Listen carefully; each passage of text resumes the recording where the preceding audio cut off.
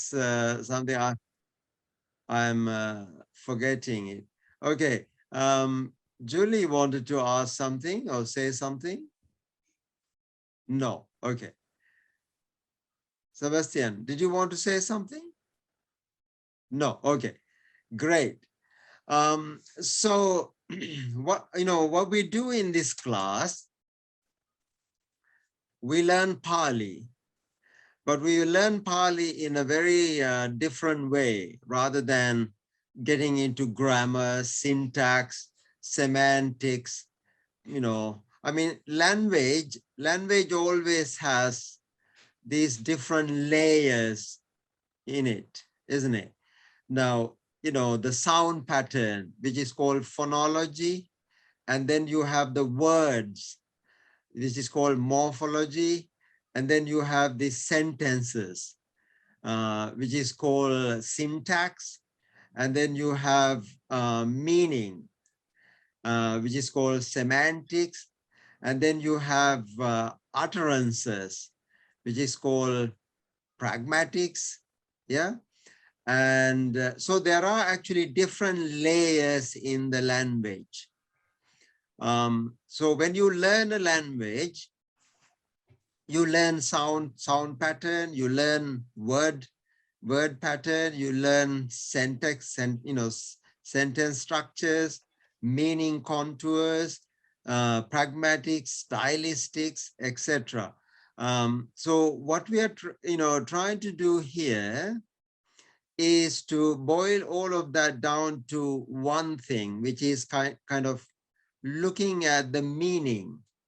So rather than paying too much attention to syntax or phonology or morphology, we will go more into the syntax, semantics, that is meaning, and pragmatics and the stylistics. So it is the lower parts of the grammar that we are dealing with. So the way that we do that is by choosing specific Dharma concepts rather than putting the cart before the horse. Now, usually in language, what happens is, the structures take over, like, is this a verb or noun or adjective or adverb? Is it past tense, present, future? What? All that sort of information we eschew. We just actually suppress in the interest of the meaning. Yeah. So that's a very new approach. But if any of you want to be a kind of a Pali grammarian, I can see Sebastian wanted to be a Pali grammarian. like Wilhelm Geiger, and A.K. Warder.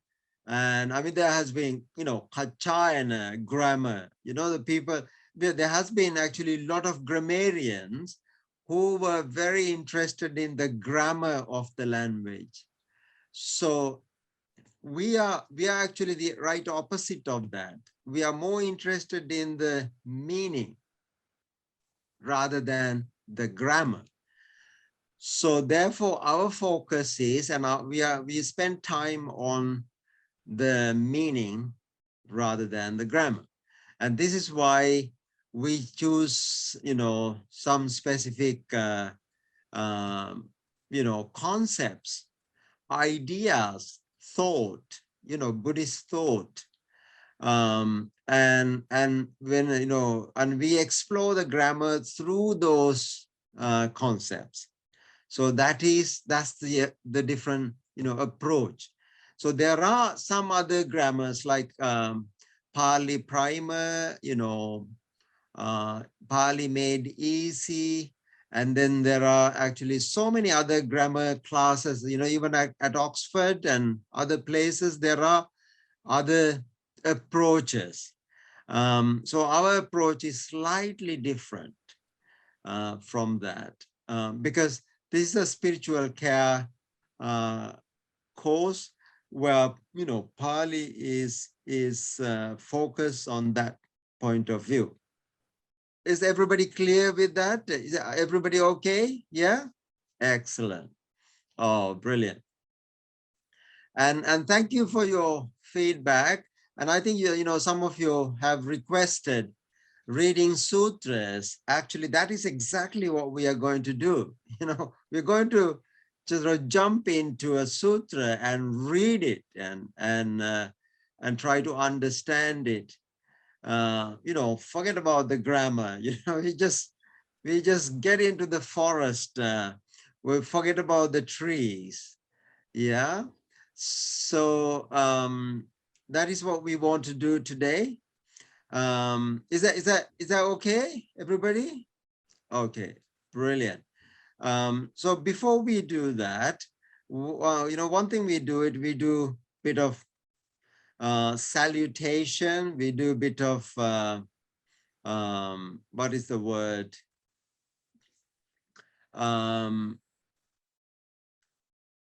You know, some rituals. You know, we like rituals. Okay, and we did a salutation to the Buddha, Dhamma, Sangha last time. Somebody did, and I think we take turns. We take turns to do that. So, anybody want to do that today? Any volunteers? Yeah, so basically what you do is you do the salute, you know, namaskar. This is called namaskar. And then you do the three jewels. Recite the Buddha Anusati, and then Dhamma Anusati, and Sangha Anusati. Yeah. So if you want a little tutorial, we can of course get to one of our, you know, venerable monks and ask to do that. But you've been, you know, doing that, and last time I think Artha Mitra did a great chanting. Julie did one. Who is volunteering today?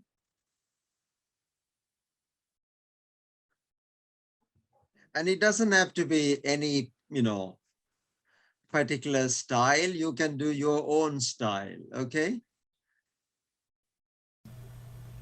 I will do Namo Tassa if you like, Zen style. Oh, excellent. Oh, excellent. Come on then. I can't read it off there. I'll have to find me other bit of paper. Oh, mate, I don't need it for that. So for me, when I chant, it's from the belly, from the energy center, Dantian. It's not a throat thing. So that's what I'm trying to do. Namo tassa bhagavato arahato samma sambuddhassa. Namo tassa bhagavato arahato samma sambuddhassa. Namo tassa bhagavato arahato samma sambuddhassa.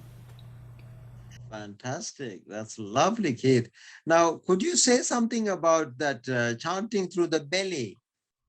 What do you mean by that? Yes, from the way I'm brought up in my Zen tradition, it aligns with a lot of Chinese energy theory, and Chinese have this energy center in your belly. It's about 3 fingers below your belly button in the center line of your body. Those of you who are into Indian chakras, it's not one of those. It might be close, but it's not. In Japan, this place is called Tanden, Japanese Dantien, and we regard that as an energy center where everything starts and finishes with that.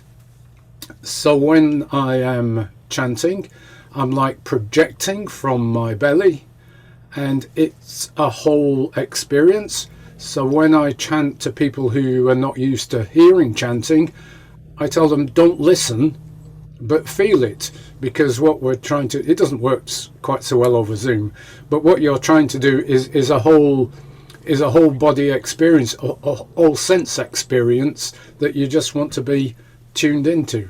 So so that's the principle of it, and so it's right always from the belly. Yeah. Am I getting? I think my internet is playing up. Can you hear me okay? Oh, brilliant. Okay. Yeah. No, thank you so much. And I think that really means something very special. And I think this is where, this Buddhist chanting has a historic connection, and that feeling part of the chanting, and that is where probably your dantian, that connection is also there, because we can easily chant from our head, but I think this is a kind of a feeling aspect to it, which is so important in chanting. And I you can really detect that when you hear somebody chanting, there with that connection, you can hear that in the sound. Yeah, brilliant. Okay, who is going to do the rest of the chanting?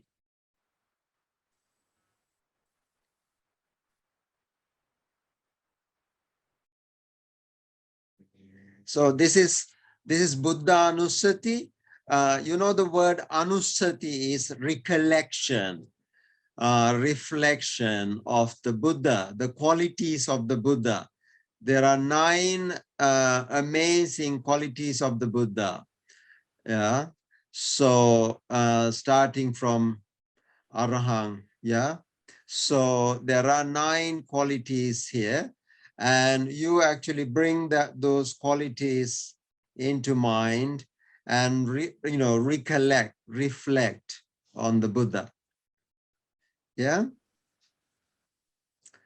Any volunteers? I've got a question, Sunil. Okay, yeah. What does namakara mean? Oh, namaskara. Namaskara means nama. Oh, namos. No. Namo is veneration. Kara is doing.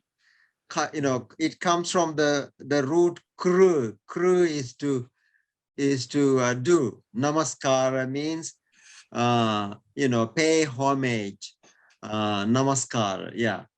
And then actually this is also a word like, in some Asian cultures, when you say like, in Nepal, you say namaskar, in Hindi, namaskar means respect, and greeting is also called namaskar.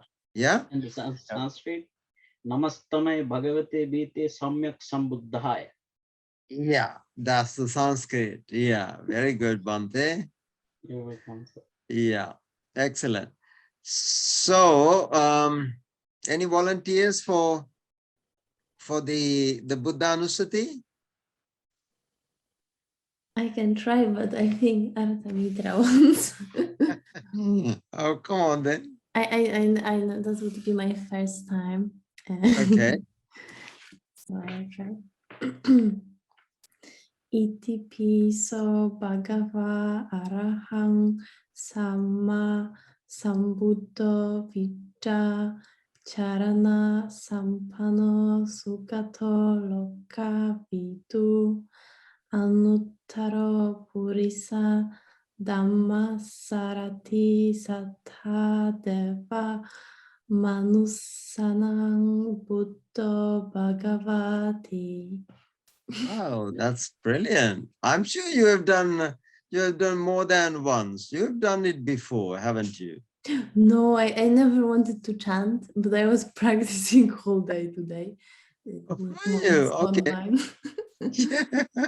Yeah. So no, it is actually it's like ETP means, in this way too, in this way too. So Bhagava, so means that the blessed one is Araham.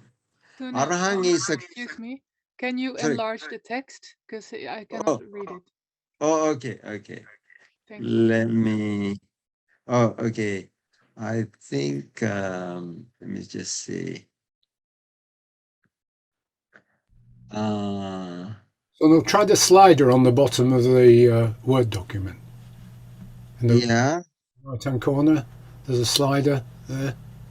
there is, oh, yeah. Okay, yeah.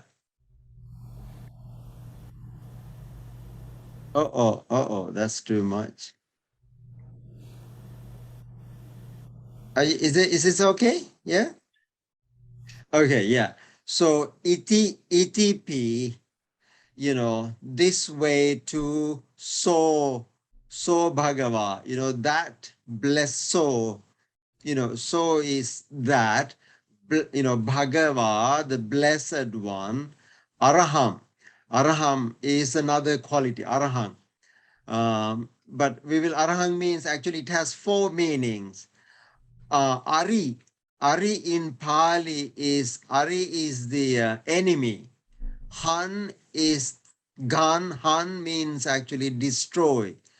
Ariha means the one who actually destroyed the enemy, or one who is worthy of gift, one who attain the enlightenment. So there are actually more than one meaning in Arahant, like actually at least 4 different meanings. Arakatta, and then there are each one is described in other details. Arakatta, hatattacha, kilesari, nasomuni, blah blah blah. So the one who actually broke the samsaric cycle, and therefore he is known as Araha. So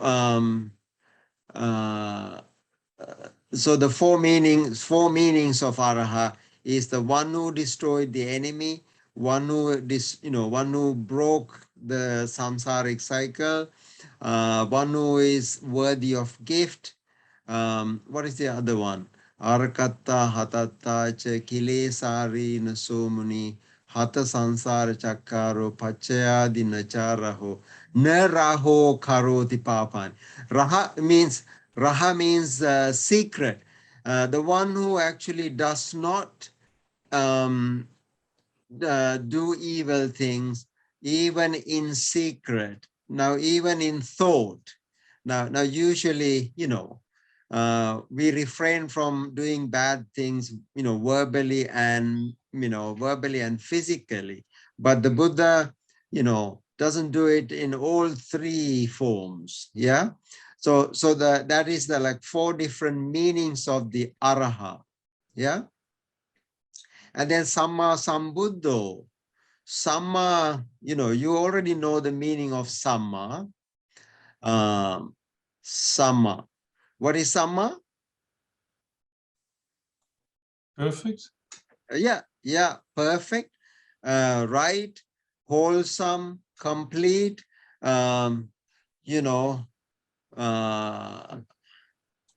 all. Yeah, there are actually, more than one meaning. I mean, so Sambuddho, perfectly enlightened one. Yeah. And Vijja Charana Sampanno. Vijja is science. Vidya is a Sanskrit word. Charana is behavior. Yeah. So both in the theory and practice, Sampanno, one who is actually endowed with both, theory and practice. Sugata, well gone. one who really, is well gone. Loka vidu, loka. What is loka?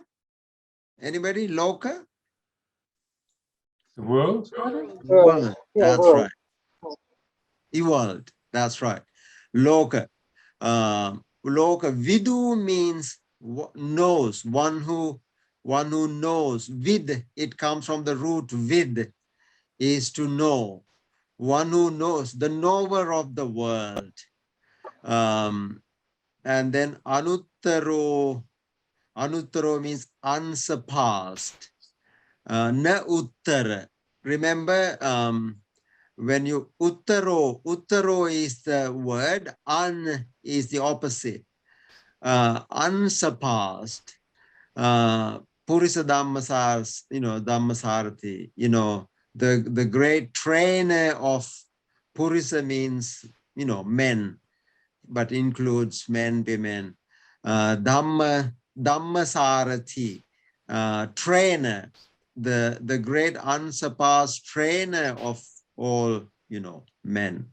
Sattha. Sattha is the Sastru. Sattha, the teacher. Yeah.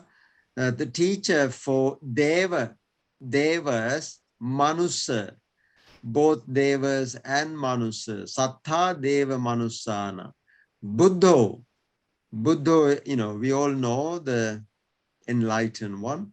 Bhagava, the blessed one. Yeah. So there are these 9 great qualities of the Buddha. Yeah. So, and I'm sure you recollect them, every time you chant, just, reflect on those meanings. Yeah. Okay. Any other volunteers for Dhammanusati? I can try. Okay. Yeah. Svakhato Bhagavata Dhammo Sandidhiko Akariko Ehipasiko Opanaiko Pachatang Veditabo Vinyohiti. Oh, wow, great. And I think you are also chanting from the belly, no? Oh, I don't know. Maybe that's easier. I'm sure you are. So yeah, so, and okay, any volunteers, and do you know the meaning of these words? I'm sure some of you already know that.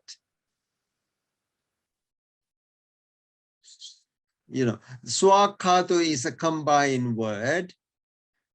Su is, su is a, prefix. Su akato. Su is actually well articulated. Su akato. So akeya, akato, so the Dhamma, now here there are 6 qualities of the Dhamma. There were 9 qualities of the Buddha and the 6 qualities of the Dhamma. The first one is the swakhato. It's kind of well articulated, well presented. Yeah. Bhagavata Dhammo. So the blessed one,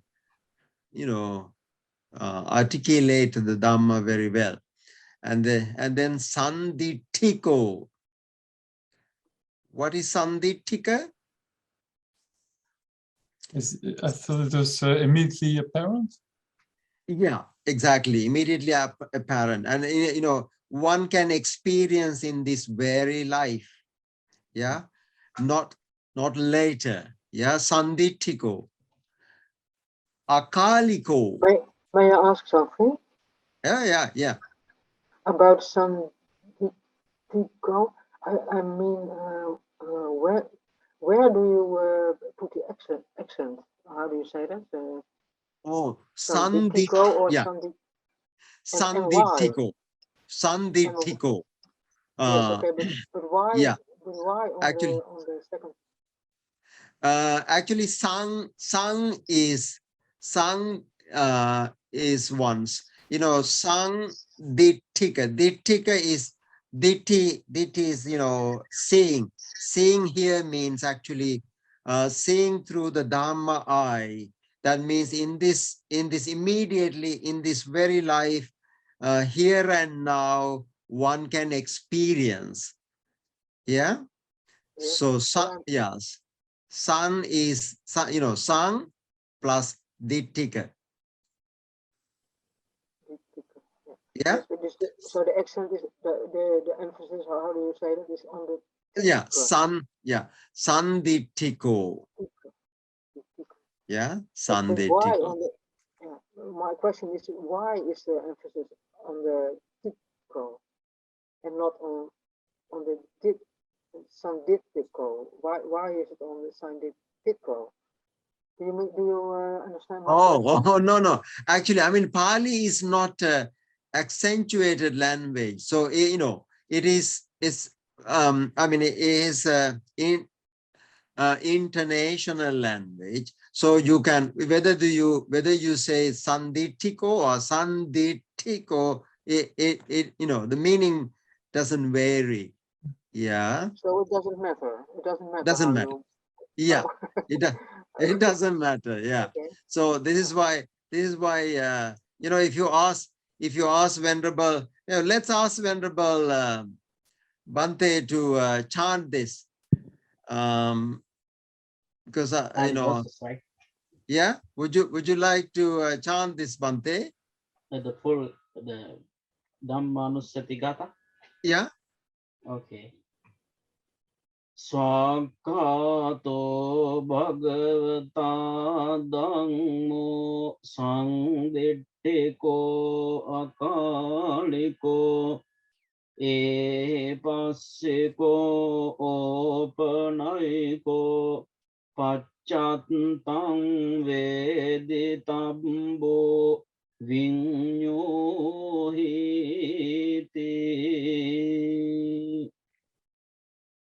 Yeah, that's excellent. So, yeah. So, Sandittiko. Thank you, Bhante. It was lovely chanting. I think you have a really nice chanting voice. Probably you've specialized on Dantian. Yeah. Akaliko. What is Akalika? Kala. Yeah. Timeless. Yeah, timeless. Yeah. Of all times. Yeah. Exactly. Yeah. Kala in Pali, kala means time. Kala ika. Ika is a suffix. Kala ika means timed. Akalika is timeless. Timeless. There is no time. That means actually, when you see and you experience right away, there is no gap of time that you do this now and then you get it later. No, it's timeless. Okay, and this is a very okay. Can I ask you something? Yeah. Yeah, please. Yeah. I always thought that it was timeless in this sense means that it is of all times. So it is sort of the truth now, and it is the truth centuries ago, and will be forever. Sort of the. There is that meaning as well, but actually here the Dhamma, it does have that overarching meaning. That's the kind of general meaning, but there's also a very specific meaning. The specific meaning is like when you get to the Magga and Pala. Some people say you enter into the Magga and then you get to the Pala later. And the commentary says there is no gap between the Magga and Pala. Yeah, the Magga, one who attains Sotapanna Magga, and he also get the Pala at the right, at that point. So there is no gap. And that is kind of a specific meaning. And what you touch on was a general meaning. Yeah. So again, this has Sandittiko not also that meaning. It's immediately apparent. Isn't that the same then? No. Actually, see, Sandittika is like, it also has like one experiences in this very life. That means in this very being. Sandittika, sang means actually, some people actually rephrase as Swayamdittika, but that is actually wrong. So, it is apparent, it is experience in this very life. Okay. But there, in you say akalika, means there is no time gap in achieving one, and it is that after all, the time is a worldly affair, isn't it? Time, Buddhism goes way beyond time. So therefore, akalika. Yeah. So, but these are being actually discussed in the commentaries in detail. Yeah, if you want to look at them. Okay. Okay, thank you. Yeah, sure. Ehipassika is a very famous word. Ehi. Yeah. You don't What does believe ehi just means? in the come and see, right? Correct. Yeah. Come. Ehi means, yeah. Eta ehi. Ehi means come. Passa, passaka, passati is see. Come and see. Come and see. So the Dhamma can invite you to come and see rather than come and believe. Yeah. There's nothing to believe. Come and see. Come and experience. Yeah. Come and see. Yeah. Sunil, if I may ask, Please. What are the co-endings? Are they the complete, meaning the complete verb? How do you say I don't know the English meaning. Okay. Infinitive. Yeah, that infinitive. Oh, yeah. That's very good. Good question. Here actually, see, the Pali has the agreement. It noun agrees with other, adjectives. Adjectives and nouns have to agree, like subject and predicate. So the subject here is the Dhammo. Dhammo is a singular. Dhamma. The plural one is Dhamma. So because it is singular, so everything is in singular, right? Swakato, well articulated, Dhammo, Sanditiko, Akaliko, Ehipasiko, Opanaiko, Do, Kavachatam, Vedita, Bo. So that's a singular marking. Yeah. So verb and adjective, because Sandittika, all of these are adjectives which actually attribute to Dhamma. Yeah.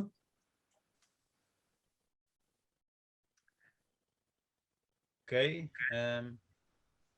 So these are just adjectives, or are they all adjectives derived from verbs, or doesn't that matter at all? These are just adjectives to the Dhamma. So what is the quality of the Dhamma? The quality of Dhamma is Swakat. Quality of Dhamma is Sandittika. Dhamma is Akalika. Dhamma is Ehipasika.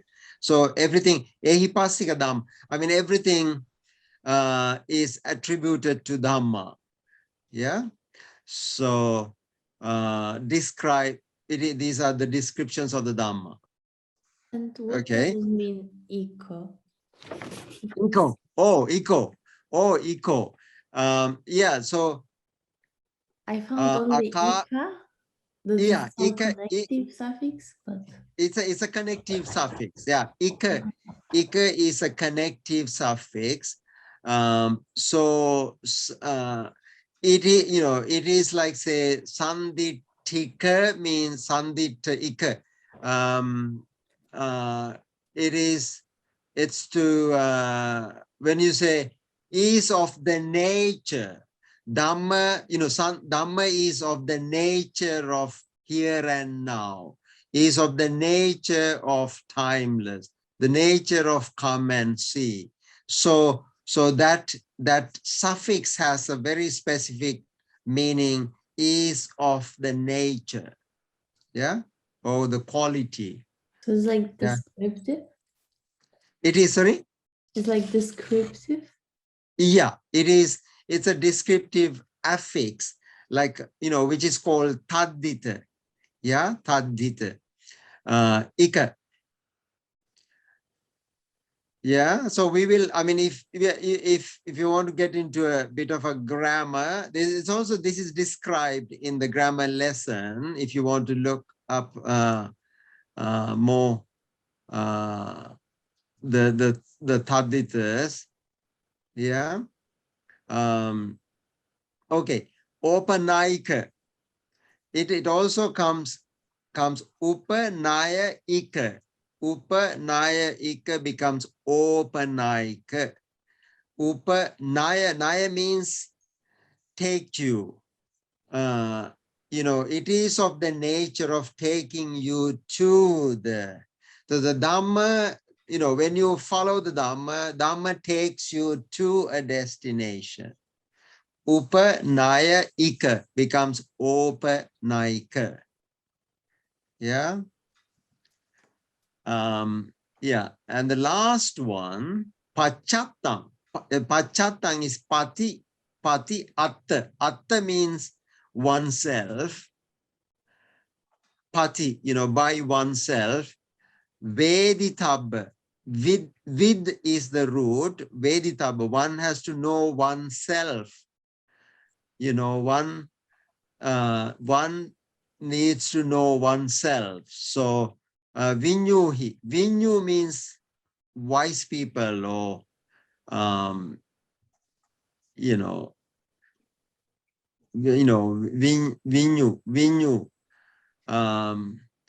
Wise comes to know themselves. Yeah.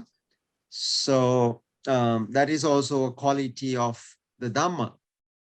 So one wise, it is basically one has to know the Dhamma through one's own wisdom, rather than through somebody else. Yeah, because that's going to be a second-hand knowledge. So you have to know it firsthand. So the Dhamma has these 6 qualities, and that is called Dhammanusati. Yeah. Are we good to move on? Okay. Now comes to the Sangha. Sanghanusati. Any volunteer? Question in between. Oh yeah, please. These are concentration, or these are also parts of concentration practice, right? Yeah, well, I would say recollection. Yeah, recollection means, you bring to your mind these qualities. So you can, then you concentrate on them. It is like, vitakka, vichara. Vitakka is, you take that, and then you actually reflect on them. Yeah. And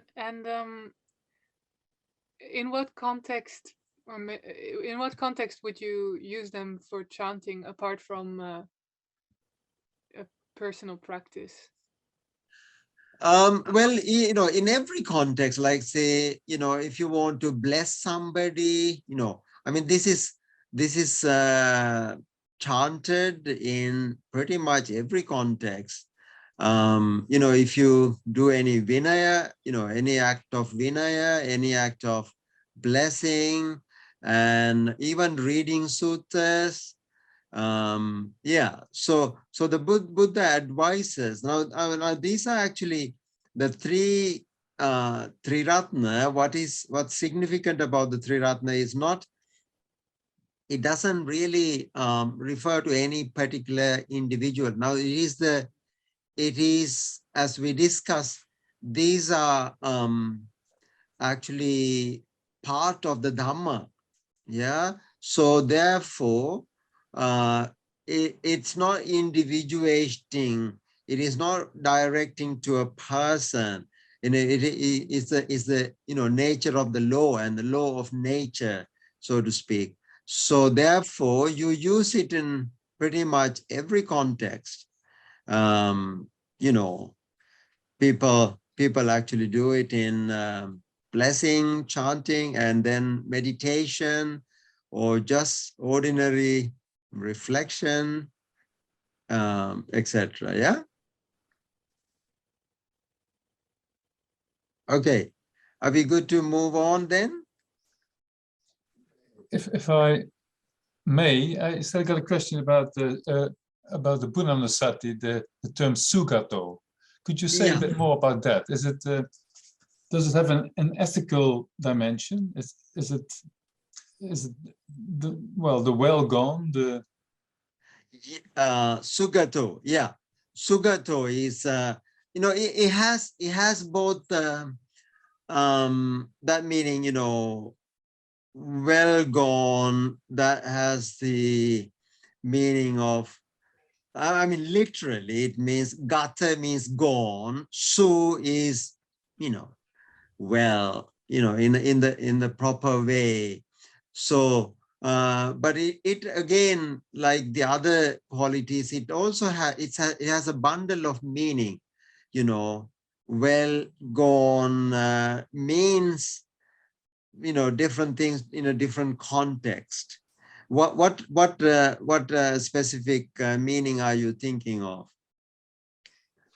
Ethical. Well, so su in the meaning of good. So yeah, well gone. But I can also imagine that well gone could sort of have a sort of connection with the happy gone. So the blissed one, so to say. Yeah. So I can see all those, but I was just keen to know what you've had for suggestions of you. That's why I'm asking. Yeah, exactly. When you have the literal meaning, you can actually have so many literary meanings, depending on different context. Yeah. So the actually literal meaning is the well gone, but it actually denotes so many things. One who has actually attained the full enlightenment, accomplished well. It has all that bundle of meaning. Yeah. Okay. Yeah. Okay. Thank you. Okay. Yeah, you're welcome. So, okay, folks, let's get to the Sangha.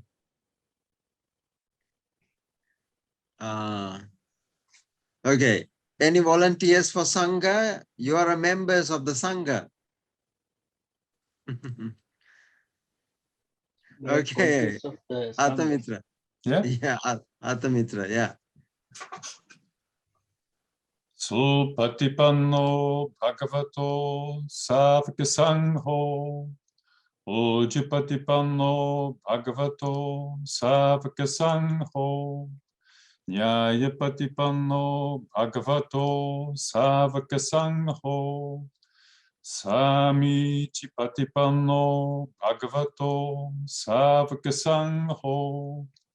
Yadidang chatari purisa yugani atta purisa pugala esa bhagavato savaka sangho.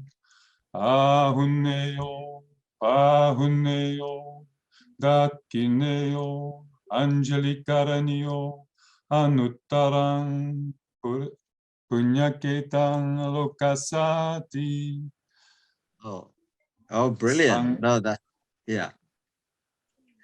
Yeah, you're going to chant more. Very good. I thought it was a bit more, but yeah. No.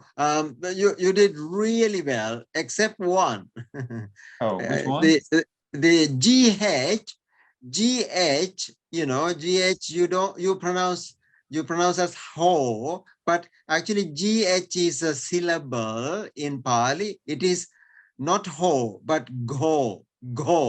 Sangho. Yeah, Sangho. Sangha, exactly. Okay. Sangho, yeah.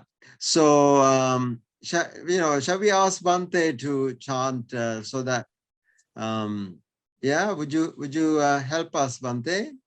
Yes. Supatipanno bhagavato savaka sangho Ujjupatipanno bhagavato savaka sangho Nyayapatipanno bhagavato savaka sangho Samici patipanno bhagavato savaka sangho Yadidang chattare purisa yugani Atta purisa pungala Esa bhagavato savaka sangho Ahoneyo pahoneyo dhakkeneyo anjali kharaniyo anuttarang punyakkentam lokasati. Yeah, thank you, Bhante. That's lovely. But there's a bit of a typo here, and actually this has to be karaniyo, not karaneyo. You know what has happened is this neya has been extended to this one as well, and this, you know, a lot of people make this mistake. Pahuneyo, ahuneyo, you know, and when you keep neya, yo, and then you say karaniyo, karaneyo, you know, so it's a mistake. Anjali karana iya, anjali karaniyo, yeah. So, you know, worthy of putting the hands together, yeah. It has a very beautiful meaning. Yeah, Sangha. Now, again, the Sangha is not individual. This is a collectively, they are supatipanno, you know. Patipanna means, you know, entered in the good way. Bhagavato Savaka. Savaka means followers, you know, Savaka Sanghas. Uju Patipanno. Uju is kind of straight. Uju Patipanno. You know, entered in the straight way. Bhagavato Savaka Sangho. Nyaya Patipanno. Bhagavato Savaka Sangho. Nyaya means actually, you know, the Nibbanic path. Entered the Nibbanic path. Bhagavato Savaka Sangho. Samici Patipanno. Bhagavato Savaka Sangho. Samici is very peaceful, pleasant, and, you know, non-quarreling. Samici Patipanno Bhagavato Savaka Sangho. You know, the community is so peacemaking, peace-loving, and you saw this in the Samanya Pala Sutta. You know, there were 1,250 monks. You know, when the Samanya Pala Sutta was, you know, when the Buddha was there, the Jivakas mango grove, and you know, when Ajasata approached them, this entire community was so silent. There was not even a pin drop of a sound. And the king was actually very suspicious. He thought that this guy is taking him in the middle of the night to kill him. and that really shows the silence nature of the Sangha. So, Samichi Patipanno Bhagavato Savaka Sangho, Yang Idang becomes Yadidang.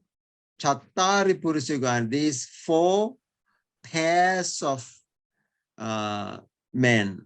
Yeah. Atta 8. Purisa Pugala. 8 Purisa means, men. Pugala is individuals. These 8 individuals, but 4 pairs. Yeah, of actually this is referring to the Aryan Sangha. Esa Bhagavato Savak Sangha. This the blessed ones following Sangha, Ahuneyo is worthy of actually, being approached. That is actually walking towards them. It's worthy for people to go to them. Ahuneyo, Pahuneyo. Yeah.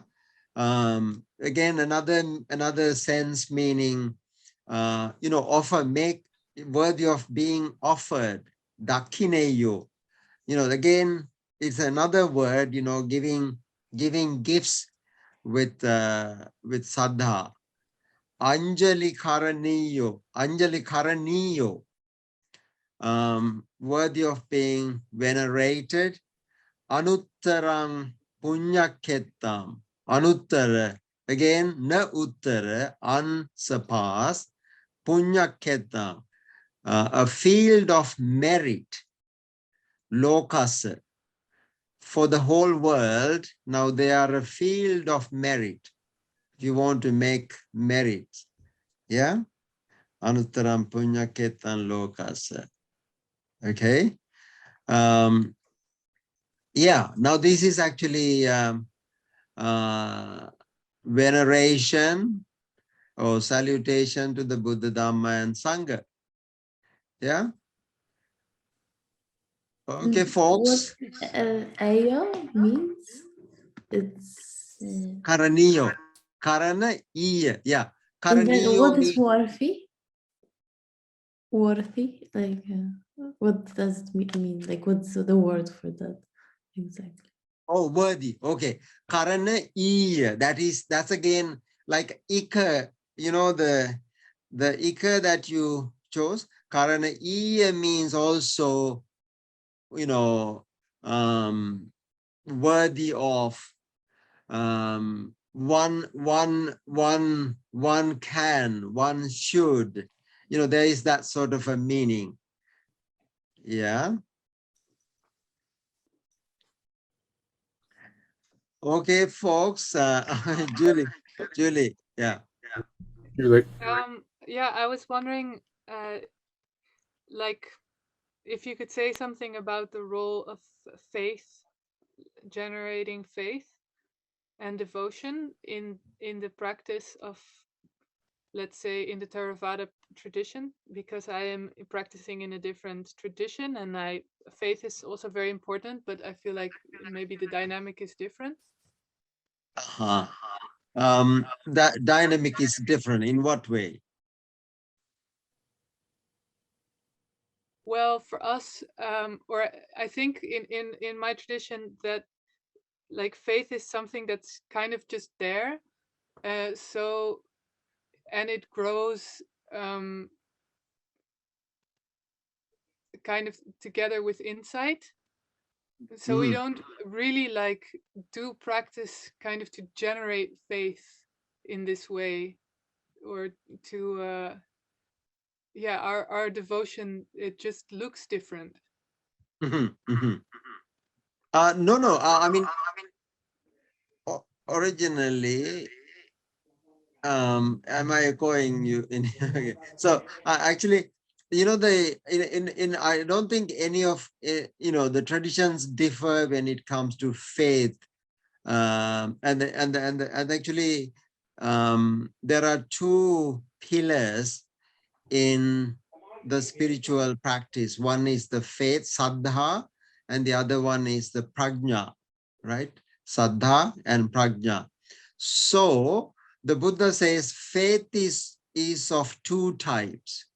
One is called Akaravati Saddha, properly based based in the prajna. And the other one is Amulika, baseless. People actually generate faith as a religion. That kind of Saddha Buddha did not encourage, did not appreciate, did not want to promote. So Saddha, shall I write those two down? Okay, hold on. Yeah, so one is called Amulika.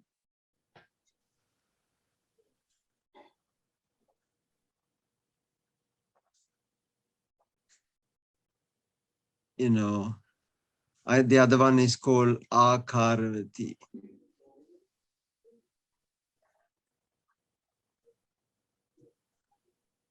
So Akaravati, this actually goes with wisdom, insight, yeah. Whereas this is baseless. So in Buddhism, this kind of saddha is not encouraged. So the Buddha says actually, one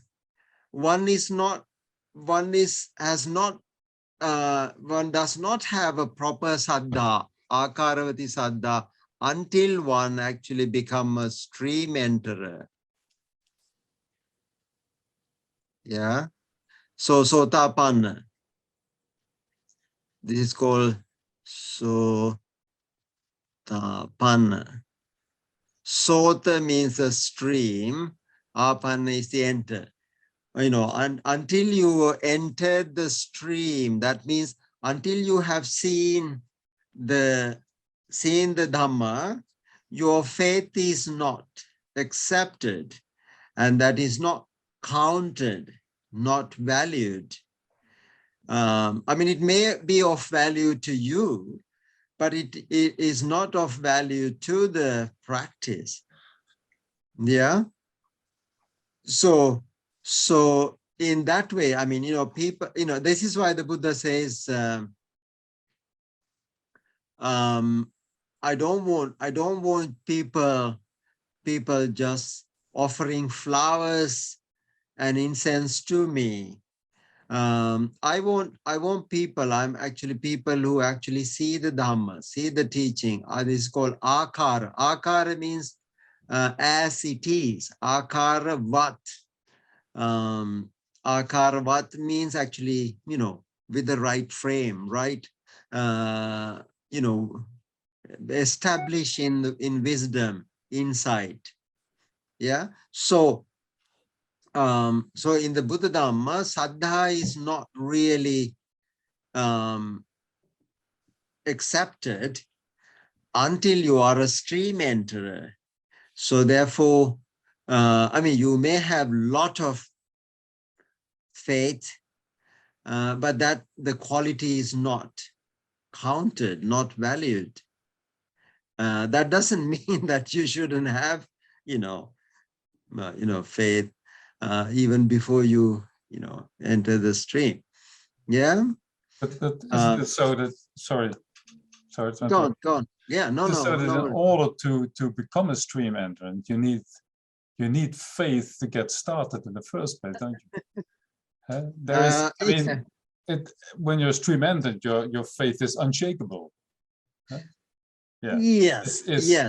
You exactly. can't lose your faith. But in order to start meditate, you need to have some faith and some trust to get started in the first place, I think. Otherwise we wouldn't So I think on our level, Shraddha is important and is sort of getting us going, I think. Okay. It's not unshakable, I agree with that, but there's definitely sort of very important faculty. Keith, yeah. Is this like Lockyer versus Lokutara? You know, as in the mundane view. So the words, the question is like the meanings you've been giving to these here, is that the mundane view, and there's another super mundane view that you're holding secret yet? Yeah, spot on. No, that's exactly, like, I mean, in the worldly realm, you need faith, you need trust.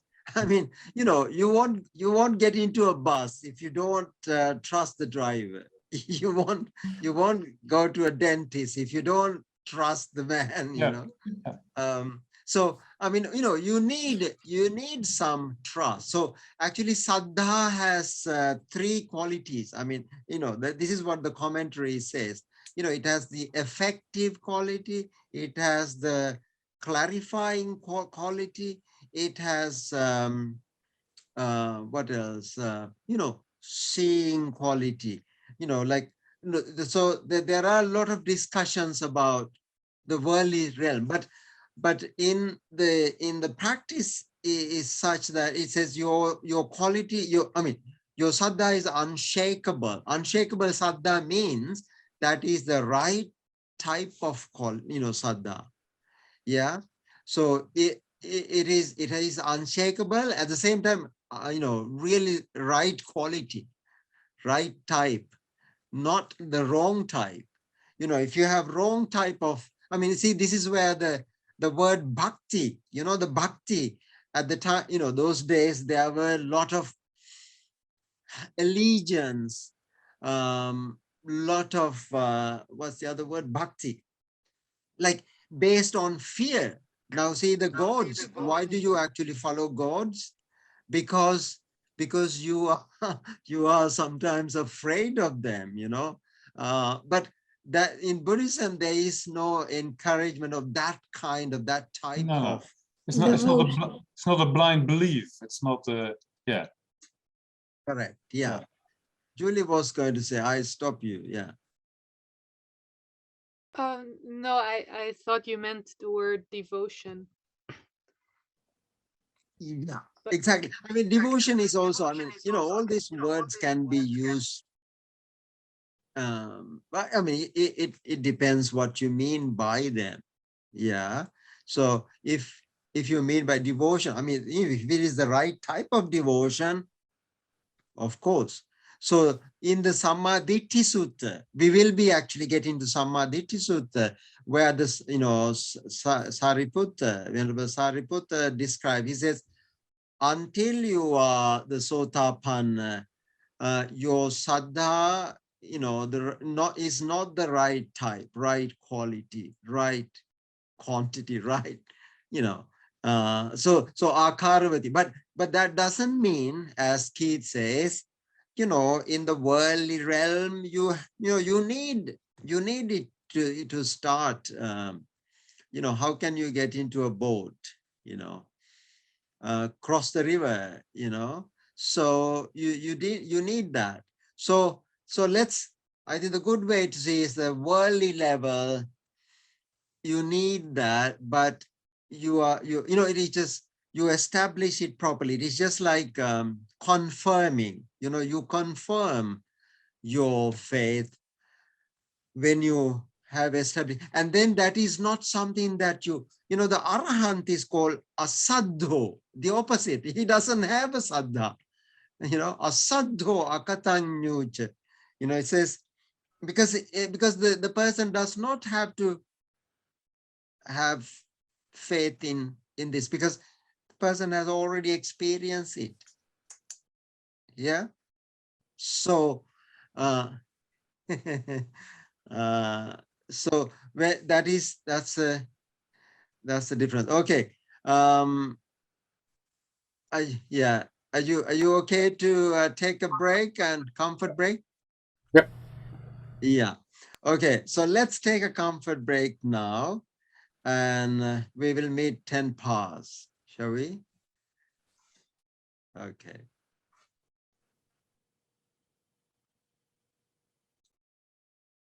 Are you okay, Sebastian? I can't hear you. Yeah, I'm okay, thank you. Are you enjoying? Are you enjoying? Yeah, it's a lot to take in, but it's nice. I've Yeah. never really learned Pali before, but it's a nice language, you know. It's the language of the Buddha, isn't it?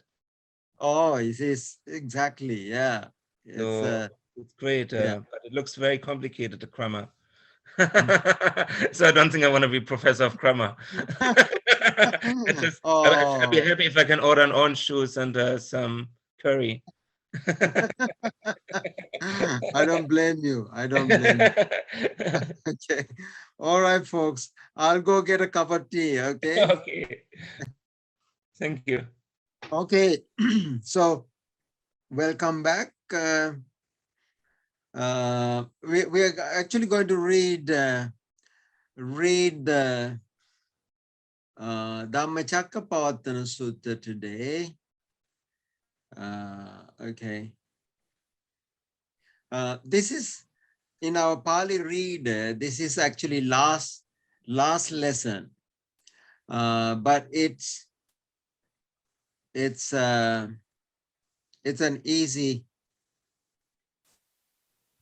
It is easy reading, so we will do a bit of reading today. Yeah, are you all okay? Yeah. Yeah. So I mean, the very first sermon of the Buddha. I mean, this is actually I have actually seen people chanting Dhammacakkappavattana Sutta at funerals, in weddings. And you know, in Sri Lankan tradition, it's an overnight chanting. Yeah. So perhaps maybe we could start off with some chanting by Bhante, you know, few just to get you a feel of what, you know, they do overnight chanting in a very beautiful style as well. Are you there, Bhante?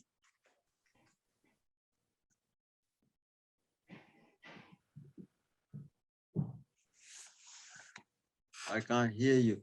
I think he's having his lunch or something.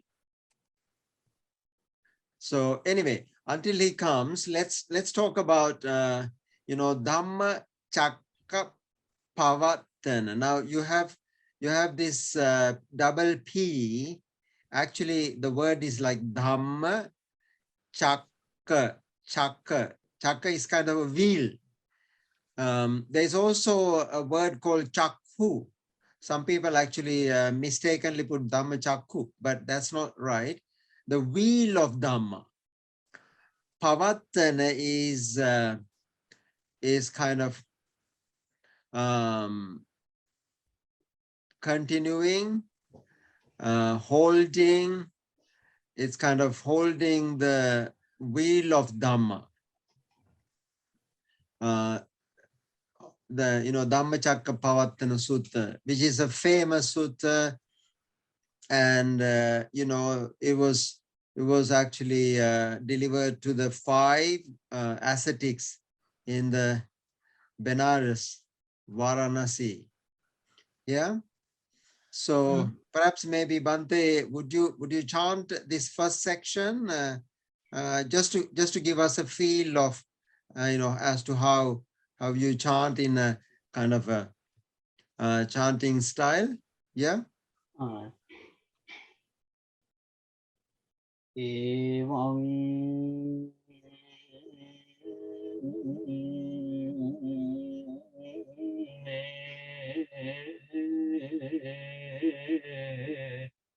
Sutang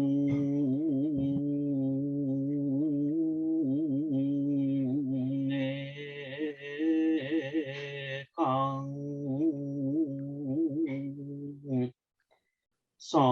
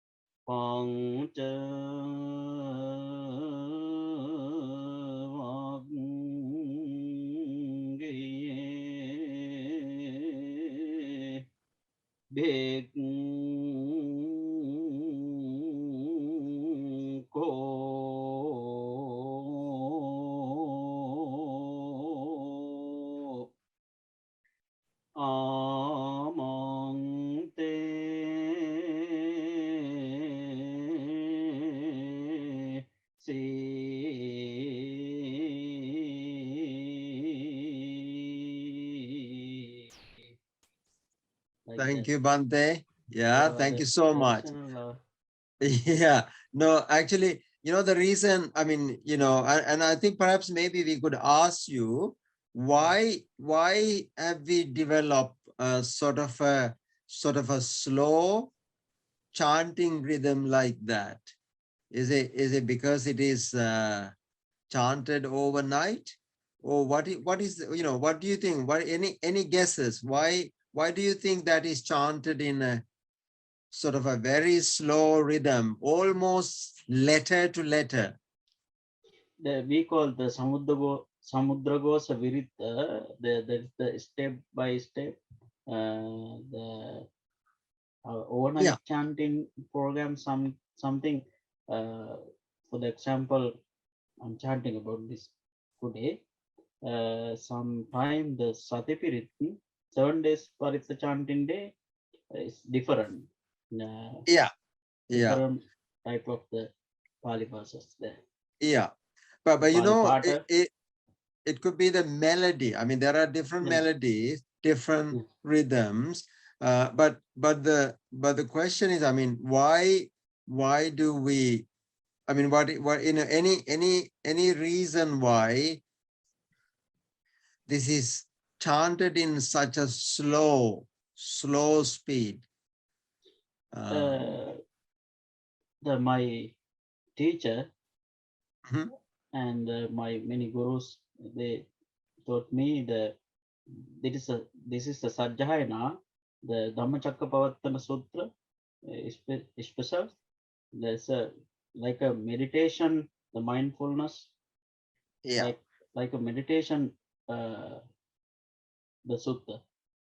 Exactly. Yeah. Now that's a good point, Bhante. I mean, that is exactly why it is, because it's those type. Those spaces. Like samadhi bhavana. Yeah. Those spaces in between enables you to reflect the meaning. And sometimes that, you can also, lose the audience by doing that. But actually, because the meditation is done when you are actually chanting, you are reflecting on this. So it's the time for reflection. Yeah. So let's get quickly to the meaning. I mean, we everybody knows this first part, evam me sutam. What does evam me sutam means? Thus have I heard. Yeah, thus have I heard. Very good. I mean, almost every sutra has this beginning, because this is the first person reported speech of Ananda. Yeah. Okay. Ekam samayam. Ekam. Eka. We found this word last time. Eka means one. Samayam. Time. On one Yeah. occasion. One location. No, not actually. Yeah. Samayam. Sorry. Occasion, like in time. One occasion. Yeah, exactly. One occasion. Right. Bhagava, the Blessed One, Varanasiyang Viharati. Viharati lives, stays. Varanasiyang in, this is the locative case, in the Varanasi. Isipatane. It is the ascetics. Isi patana. Isi means ascetics. Patana is, they arrive there. So therefore, the place was known as Isipatana. Migadai, deer park. Miga means deer. Dai, area of the Miga. Yeah. So the Blessed one occasion, was living at, Migadai, Isipatane, Migadai. Tatra means there. Tatra ko. There, ko is again a particle. At there in that place. Bhagavad, the Blessed One. Panchavaggiye. Pancha is a number, numeric. What's pancha? 5. 5. Yeah, exactly. Eka, du, tri, chatu, pancha. Panchavaggiye means this 5 ascetics belonging to the 5 group of 5. Yeah. Bhikkhu, amantesi, bhikkhu, monks, ascetics, amantesi, addressed. Yeah. What did he say? Dve me bhikkhave. Dve. Do that is also a number. Do is 2. Exactly. Yeah, 2. Dve ime. Do ime, dve. It becomes do ime. This is a conjunction. Sandhi. Du ime bhikkhave, dve me bhikkhave. Monks, there are these 2. Anta is extremes. Pabbajitena is actually anyone who is foregone or gone in this direction. Na sevitabba, should not associate. Sevati is associate. Na sevitabba, should not. Now, so the important word here is pabbajita. It comes from actually pravrajita. Yeah. Usually pabbaja means the kind of monkhood. The one who is foregone is actually gone to, sort of embarked on. Now, usually this word pabbajita is used to refer to monastics, but actually it does not necessarily mean monastics. Anyone who is embarked on, foregone, nasevitabba, so monks, there is these 2 extremes that any foregone person should not associate with. Yeah. Okay. Now I just would like somebody to read number 1. Now that is a description of these 2 extremes. Anybody would like to recite this?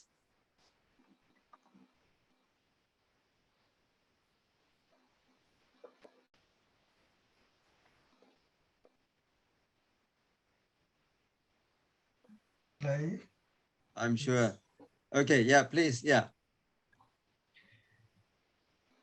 Yo chayam kame sukam sukallikanu yogo hino gammo putajjaniko anariyo anatta samhito. Oh, great. Okay, that's beautifully done. Okay, yo cha, yo means that, cha, yo cha ayang, that which, kamesu, kama. Now, this is again a very common word, but a lot of people mistake this to come and calm. Come and calm. What's the difference between come and calm?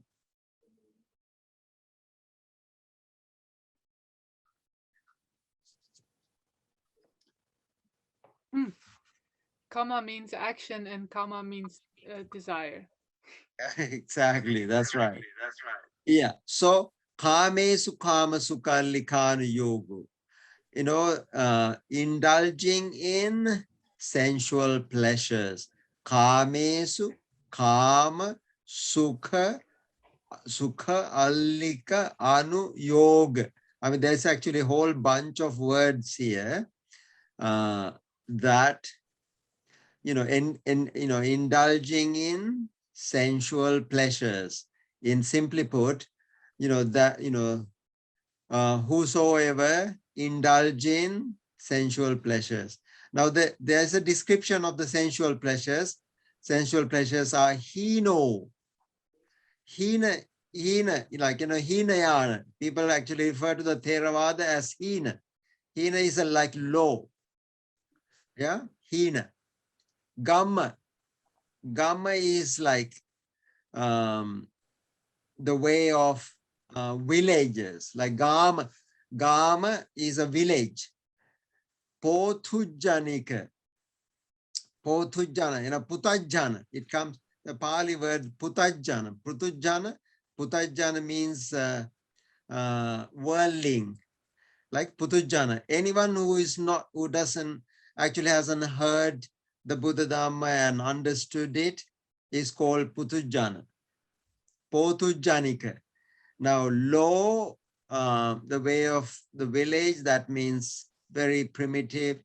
Pothujanika, belonging to the world. Anariyo, not leading to, Arya, na Arya.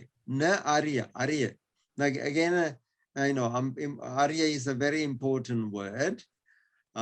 We discuss Arya. I mean, if you understand Arya, you understand Buddhism. If you don't understand Arya, you don't understand Buddhism.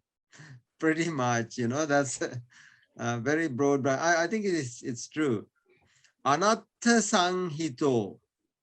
Na atta is anatta. Sanghito. Leading to kind of not benefit. Yeah.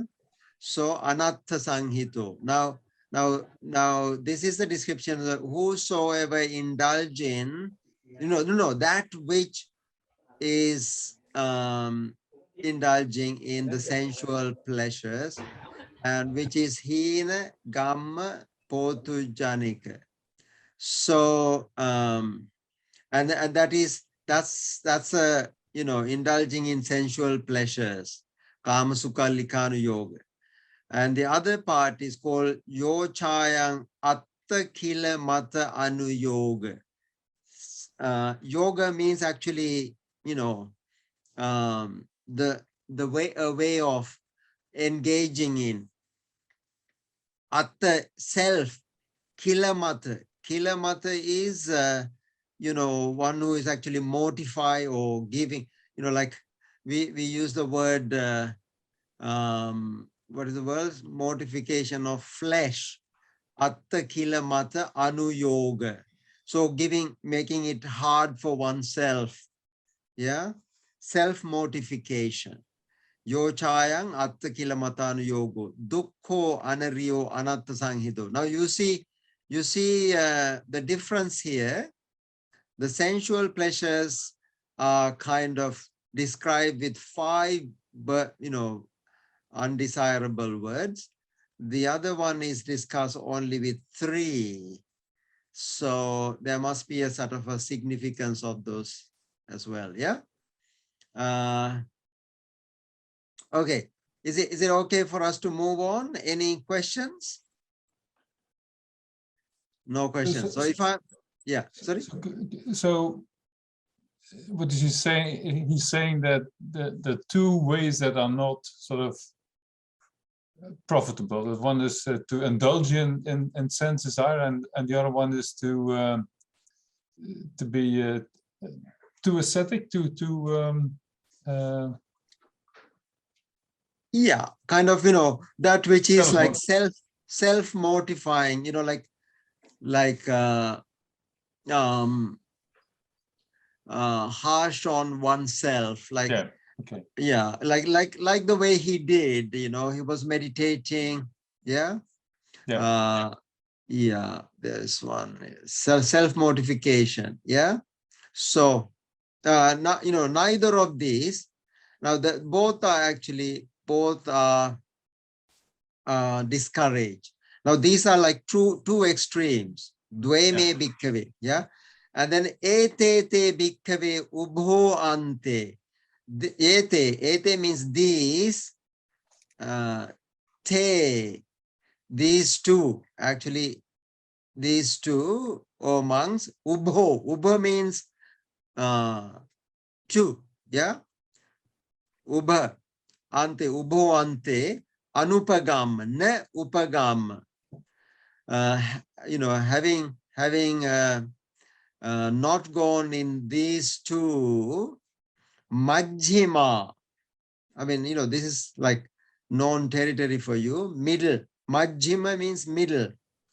Patipada, path, way. Tathagatena abhisambuddha. So by the Tathagata, abhisambuddha, abhi again is a prefix, abhi. With a special knowledge, sambuddha, realize. The Tathagata realized this with a special knowledge, this middle path, Majjhima Patipada. So then there is a description of the middle path. It is Chakku Karani. It gives eye, Chakku Karani. Again, Karana, it makes the eye, it gives the eye. Jnana Karani, Jnana, knowledge, it makes the Jnana, or gives wisdom, insight. Upasamaya, it actually lead to the upasama means kind of tranquility. Yeah. Abhinyaya, special knowledge. Sangbodhaya, enlightenment. Nibbanaya, leading to the Nibbana. Sangvatati,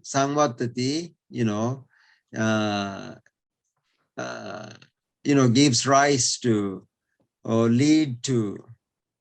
Yeah.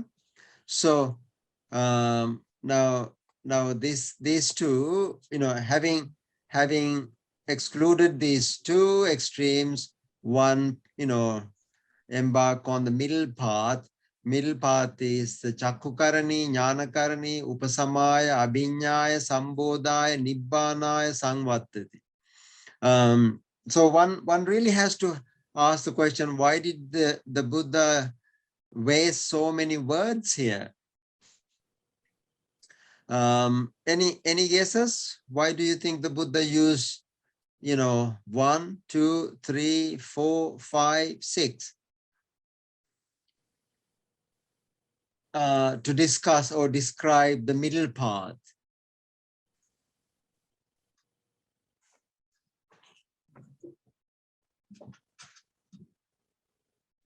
Maybe So- because it has all sorts of shades and is sort of not easy to formulate. Yeah, no, actually, you know, each one refer to a very specific area, you know, chakku karan. Now here the chakku doesn't mean, I mean, usually chakku means your eye, right? But now here he's talking about the Dhamma eye, you know, Dhamma eye. Now see, usually the world has only one eye, the muscular eye, but the Dhamma has this very special eye, this is called Dhamma eye. Jnana Karani, and the quality of the chakku, that Dhamma chakku, is it actually gives knowledge, and it actually, you know, it tranquilizes you, and it gives higher knowledge. It gives, you know, now, you know, you might actually think that these are just cognates or similar words, but they are not, because they are referring to very specific things in the practice. Abhinya, abhinya, you know, sambodhai, nibbanai, you know, to the point of nibbana. Yeah.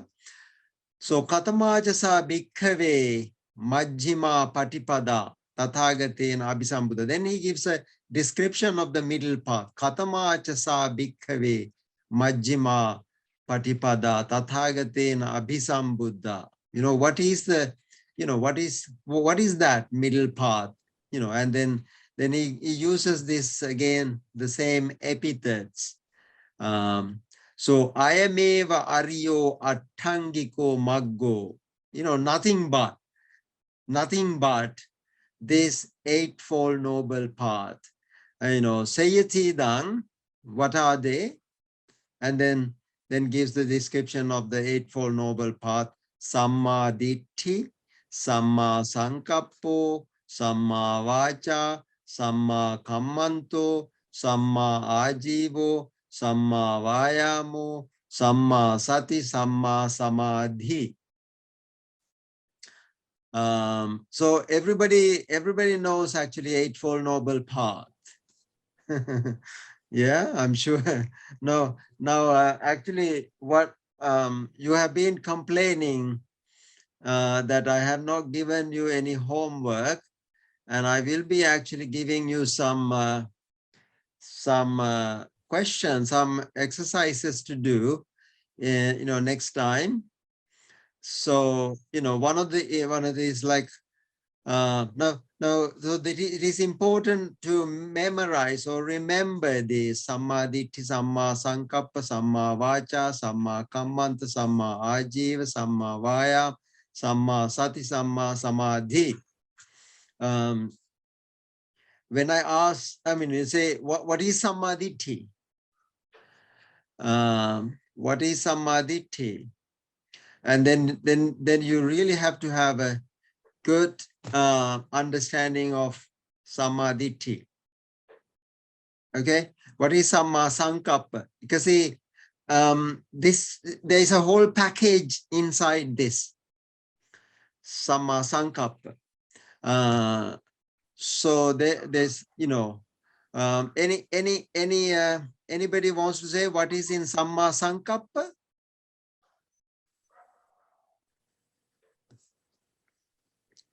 Now let me actually get to, because it's important to get to the Eightfold Noble Path.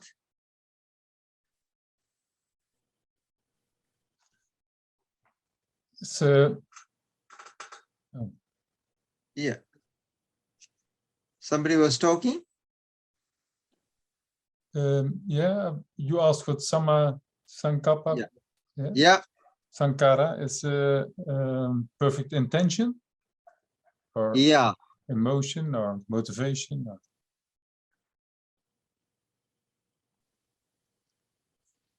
Okay. Yeah. Samadhi. Yeah. Then the second one is samma Sankappa.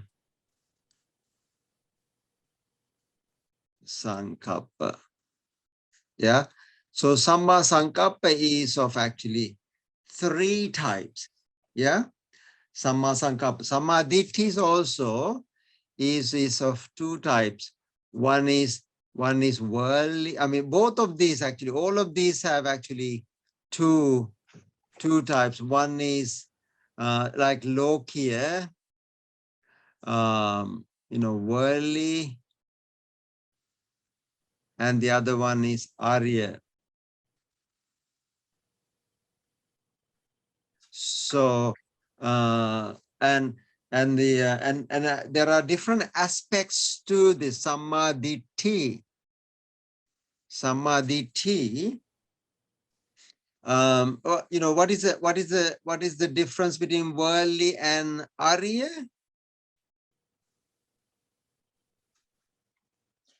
Beyond worldly, like transcendent, nibbanic. Yeah, Arya is actually nibbanic, transcending, and so having a sort of a ditti is kind of a view. There is a view of worldly view, and there is an Aryan view.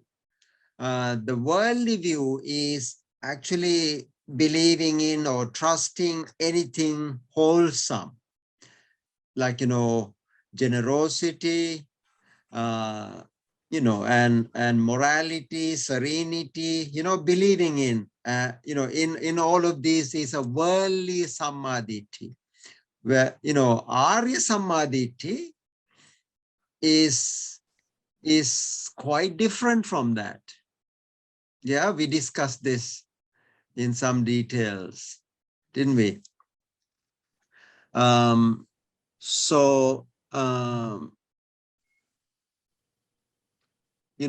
of these have, worldly versus Aryan. And this is where we get really confused, because a lot of people think it is the same thing, but it is actually not. So there's a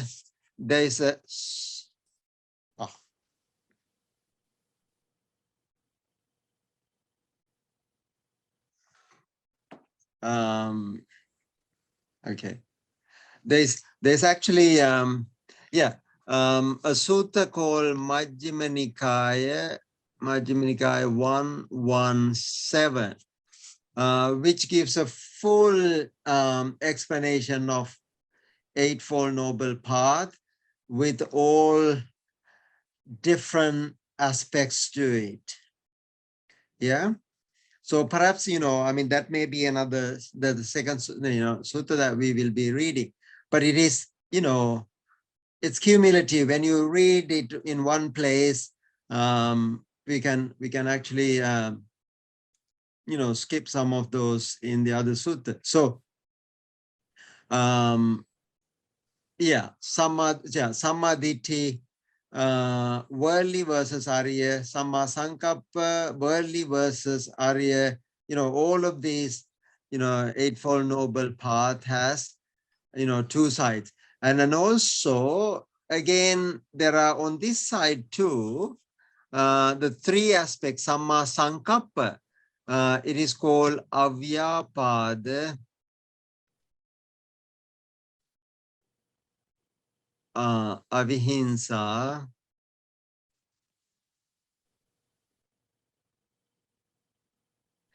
and Nekkhamma. So here the right intention or right attitude is of Avyapada. One is, again, you see A plus Vyapada. Vyapada is, harming attitude. Avyapada is non-harming attitude. Avihimsa, non-hurting attitude. Nekkhamma. Any guesses? What is Nekkhamma?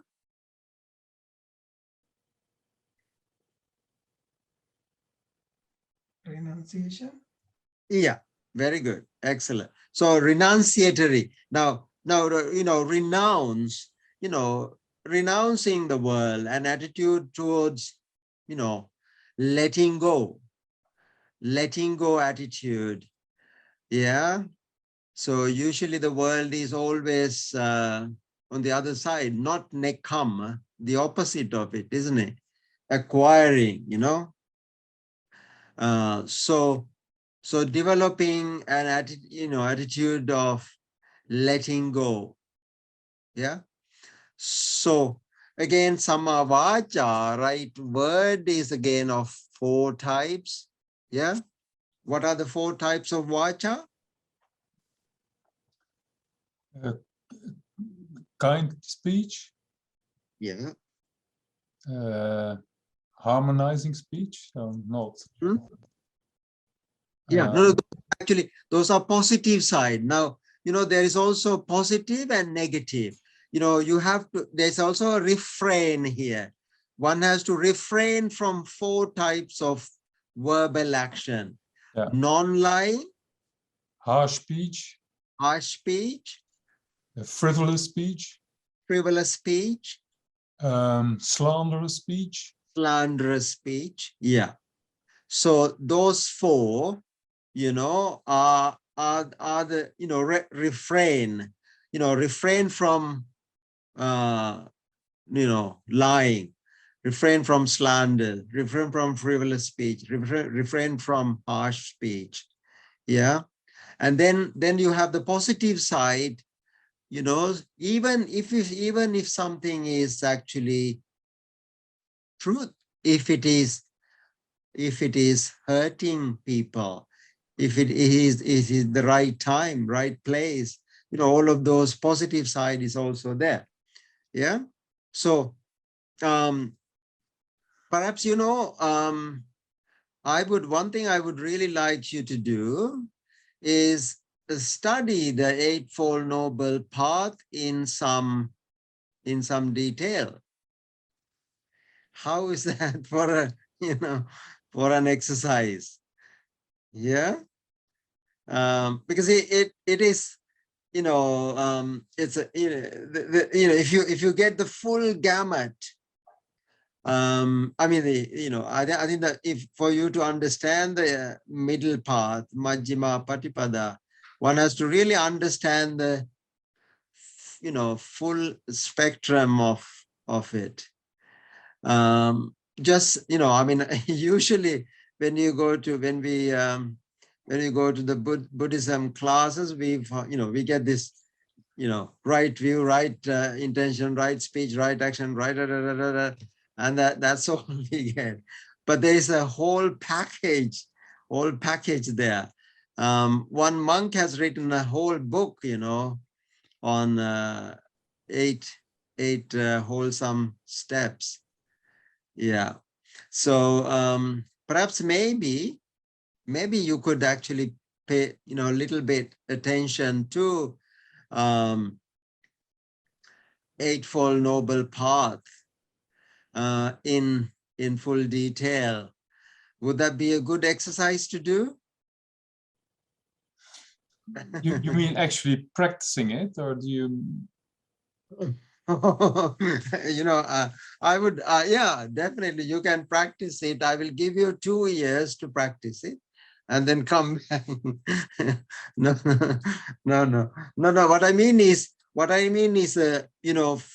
full discussion of Eightfold Noble Path. There are actually 40 different aspects. This is what is called Mahachattarisika Sutta, that middle length discourses. Buddha talks about actually 40 different ways of looking at it. We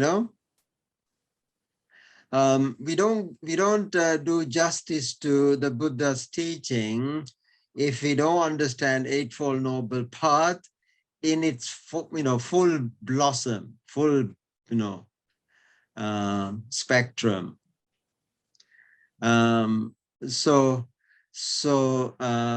Maybe if you attempt it, you don't have to be perfect, let's study in our own way, and then discuss the details. Is that a good exercise to do? Oh, you are so good. Usually when my teacher asks me to do something, I say, can you please do that yourself first? And then, yeah. Okay. So anyway, any questions so far? I mean, it is actually 8, and I think this whole sutta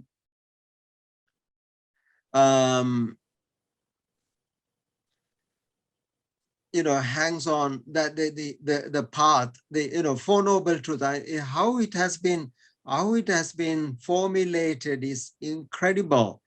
One can actually do a really good PhD, on one sutta, Dhammacakkappavattana sutta, one single sutta. You can do a really good PhD. Yeah, you know what PhD means? Yeah. Permanent head damage. Yeah. So because the way it is, because I was actually I went to a Dharma talk sermon given by Ajahn Sumedho in the London Buddhist Vihara about 10 years ago, I think.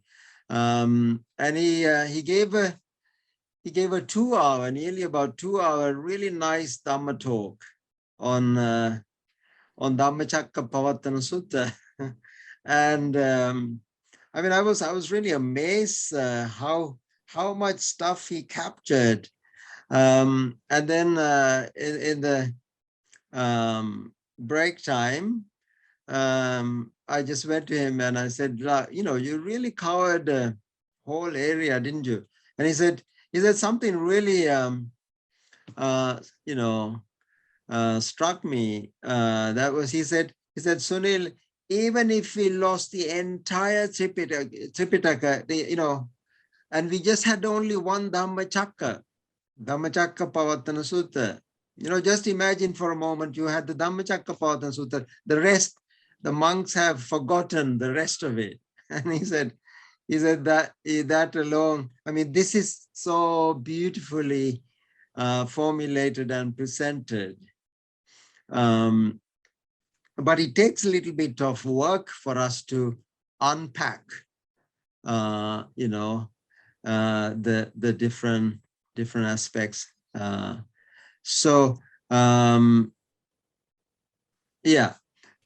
I have a question. Yeah. Because, for example, right view, there is like MN9 sutta, and I was listening to it, and it was like 40 minutes and many different ways, but we don't have to go to that much details, right? No, not really. No, I mean, I don't want you to do a whole PhD. No, no. I mean, what I want is, you could sum up. I mean, if you just simply do a nice chart and show me the different aspects of it, I will let you off. So basically, what I want is, because, rather than very simplistic view of, right view, right intention, right speech, right action, right, I mean, that's like a shopping list. But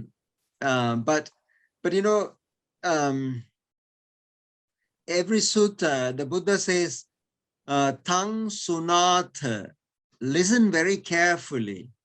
Sadhukang manasikarot, reflect on it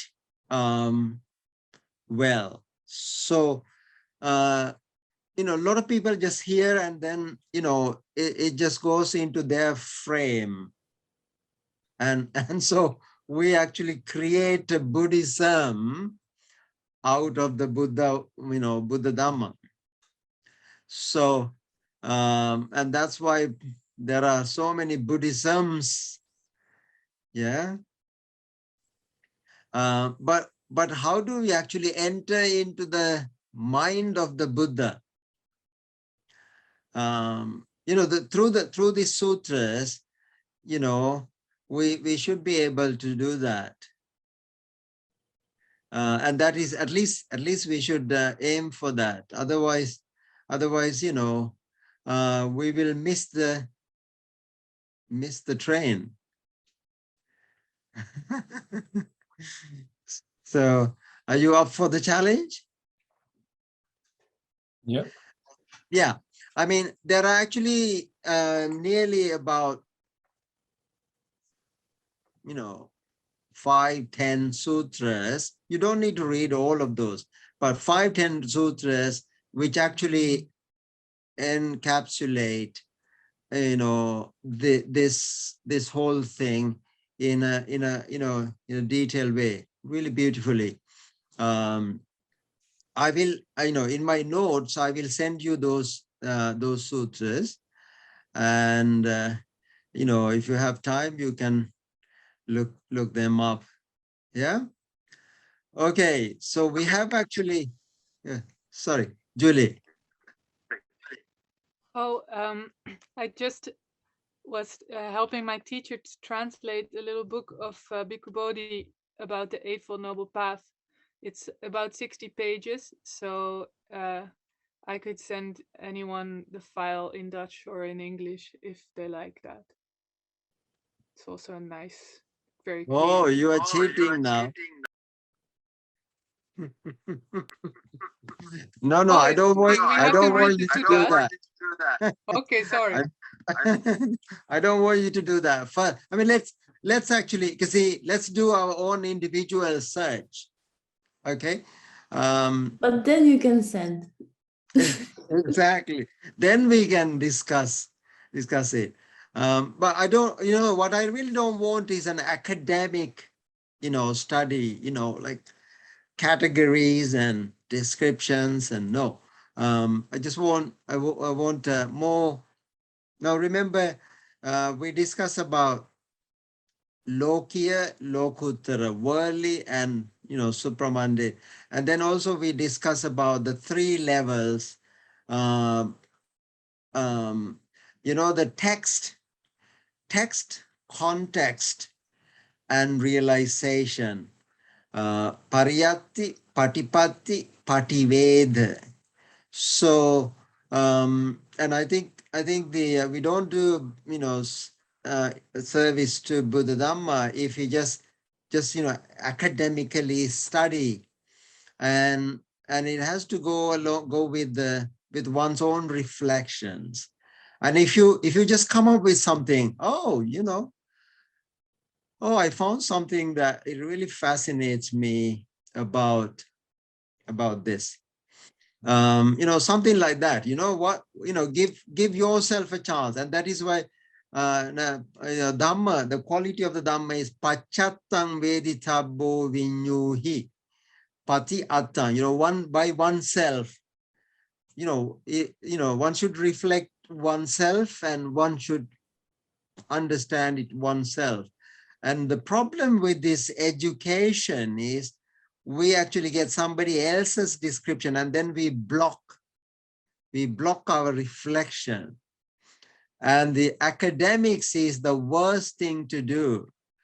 You know, you should ban all the universities and, you know, all the academic institutions. We should all go to Himalayas and meditate on it. Won't you, you know, agree, Sebastian? Yeah? Yeah. So where do we come together again on the 5th of April? Wasn't that at the university? Well, you know, when we want, we will use that premises, but we will we'll ban them after that. Yeah. So yeah, so it it is actually, you know, there's a word called jhapana and adhyapana. Adhyapana is the education. It is the exact opposite of Dhyapana. Dhyapana is meditation.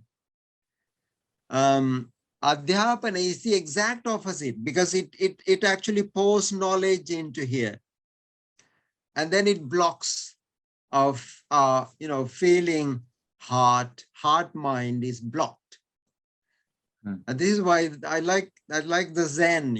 Zen says, beginner's mind, throw everything away, just just chuck them out. You don't need that knowledge that is blocking you. Yeah.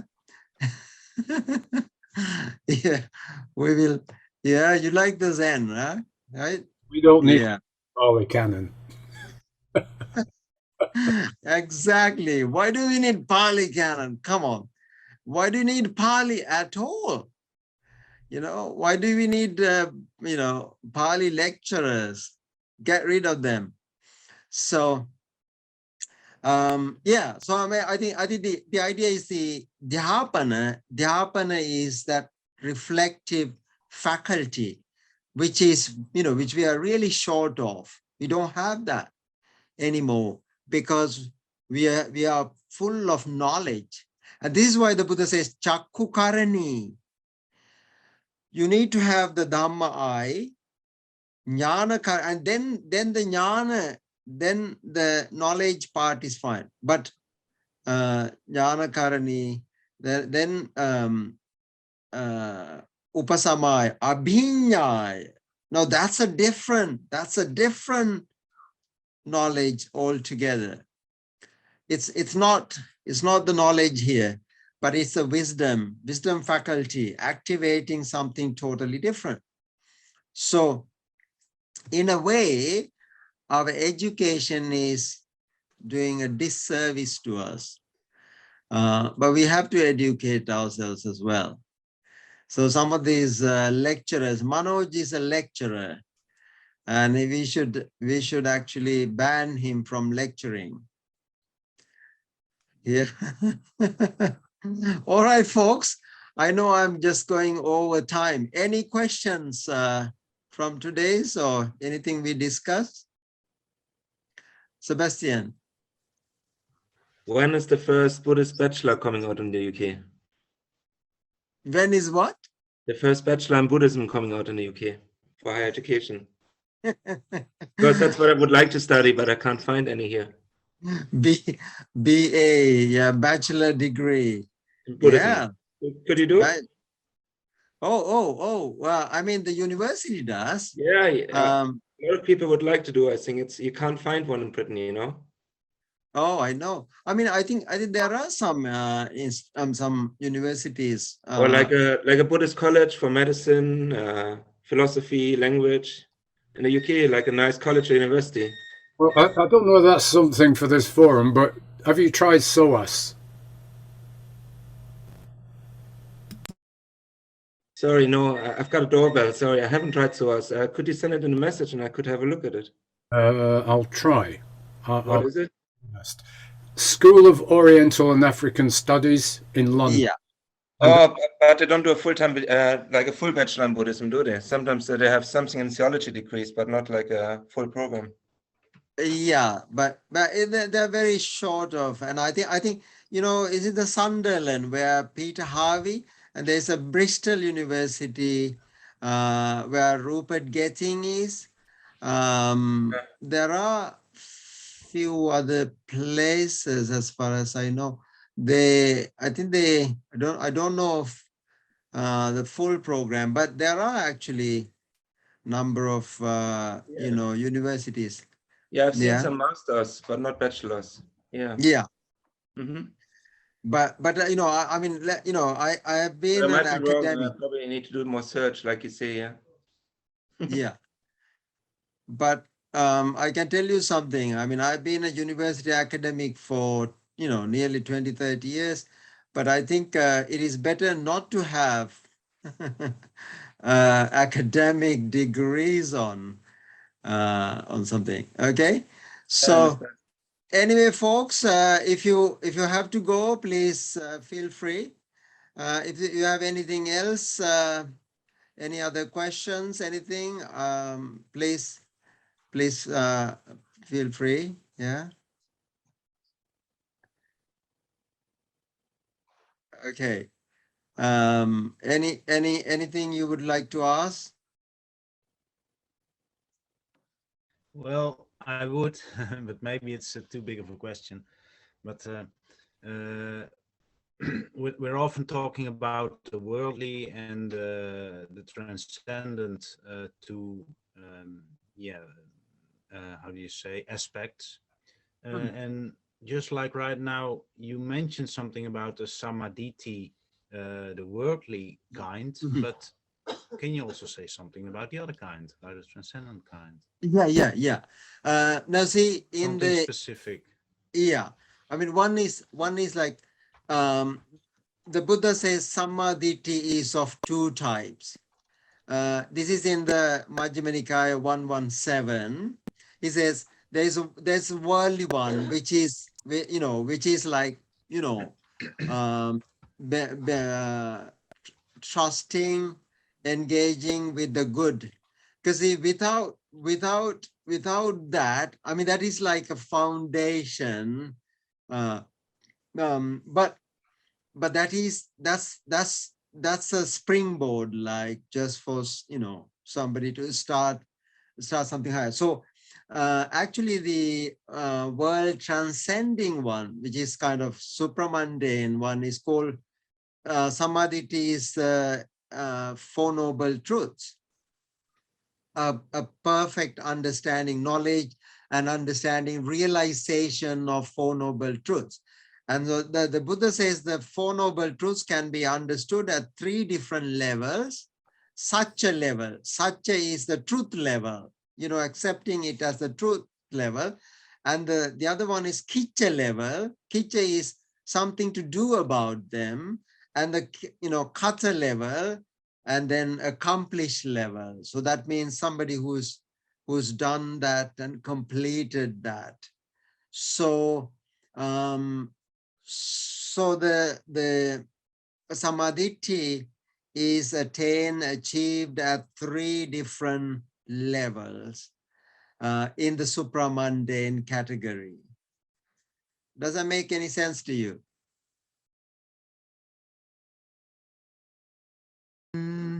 Yeah, somewhat, but obviously I didn't expect it to be as concrete as the worldly part, of course. That wouldn't fit. So I mean, the worldly part is a bit more straightforward, right? It's about trust in good behavior and in ethics and all of that. While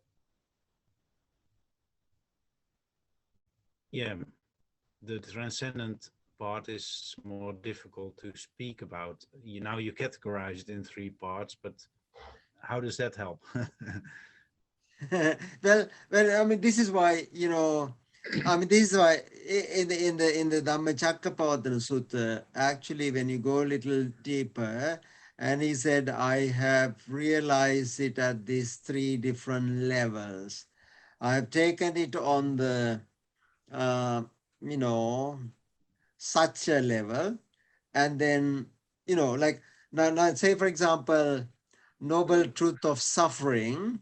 If you take noble truth of suffering, and there is, accepting it at the Satya level is different from accepting, and doing something about it. Like, that is called Kritya, Kicca level.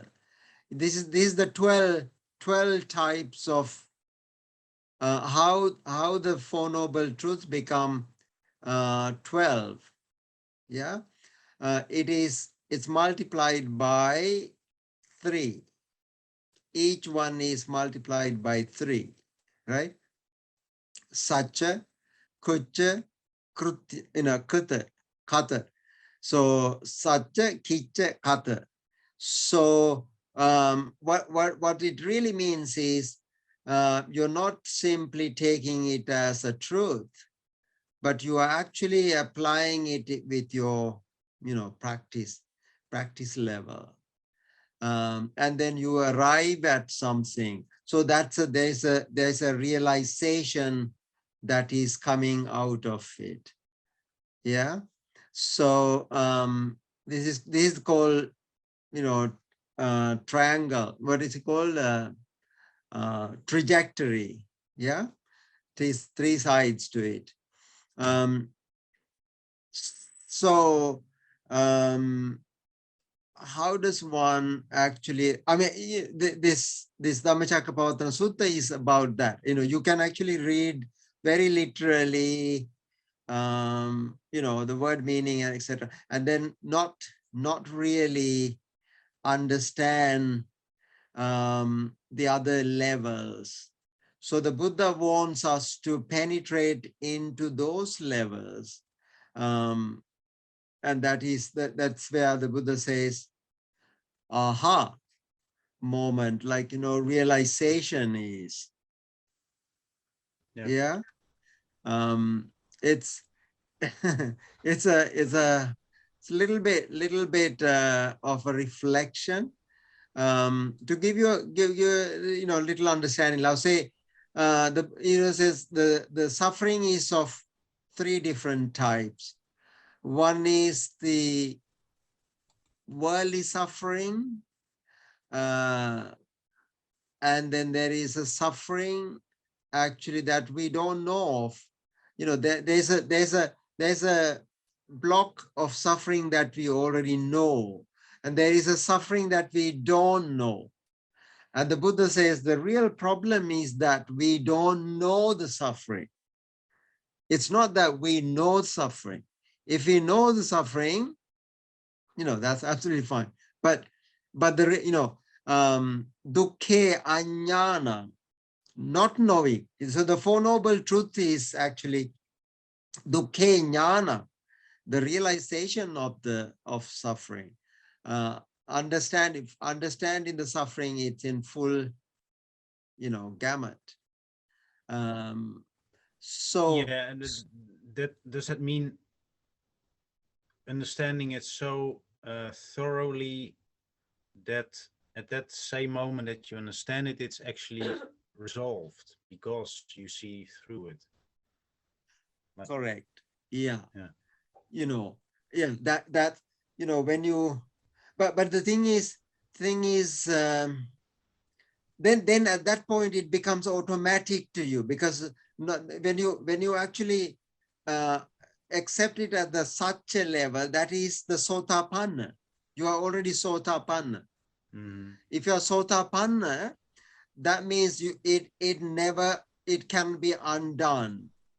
Now the problem with the worldly sense is, now you say, indulging in sensual pleasures is suffering, and then we actually find a way to actually indulge it in some way, because to suppress suffering.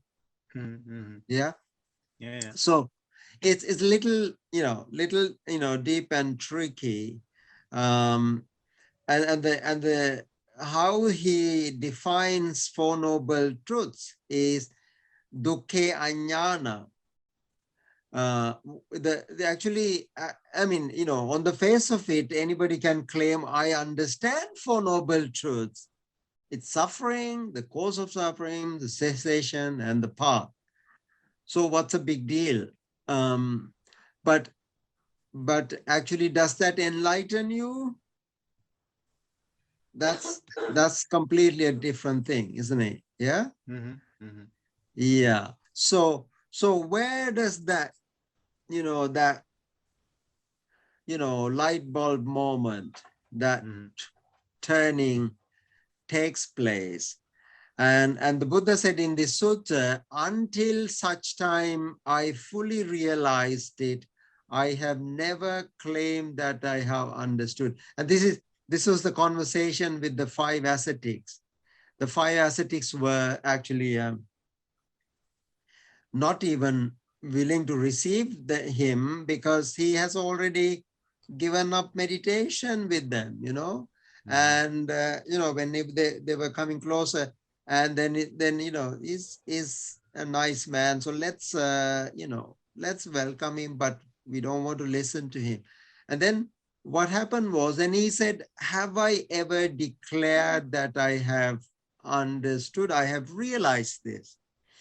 And then at that point, the penny dropped, and he said, this guy has never proclaimed, never claimed that he has realized before.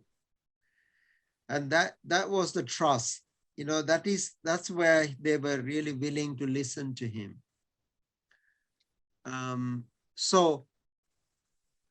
Where does that, that paradigm shift, turning, takes place, come word. from? Yeah. Sorry? The turning words, we call it in Zen. Yeah, okay, turning word, that's right. Yeah, so it's actually going beyond these words and, touching something beyond the worldly realm. Yeah, sort of thing. Anyway, if I keep you too long, this will be like an overnight chanting. Yeah. Thanks a lot for the extra bit. Oh, no worries at all. You okay, Michal? Michal? Can you please pronounce your name? Oh, it's Mikal. But Mikal. it's okay. Everyone hears it differently, so I don't wonder. Sorry. Yeah, Mikal. I was just interested in it because, I was thinking about like the right view in terms of, like, about the suffering, for example, that we normally don't see, for example, that the self is the source of suffering. Like, we really, like, if someone who does, like, if the death was to threaten us, we would be like, oh no, I want to be alive. So, and then Buddha is saying that no, that's the problem. So how, this is what we don't realize, that actually the self is suffering, and if we did realize, it would be so much different. But that's not what we do. Yeah. So I was just thinking. Yeah.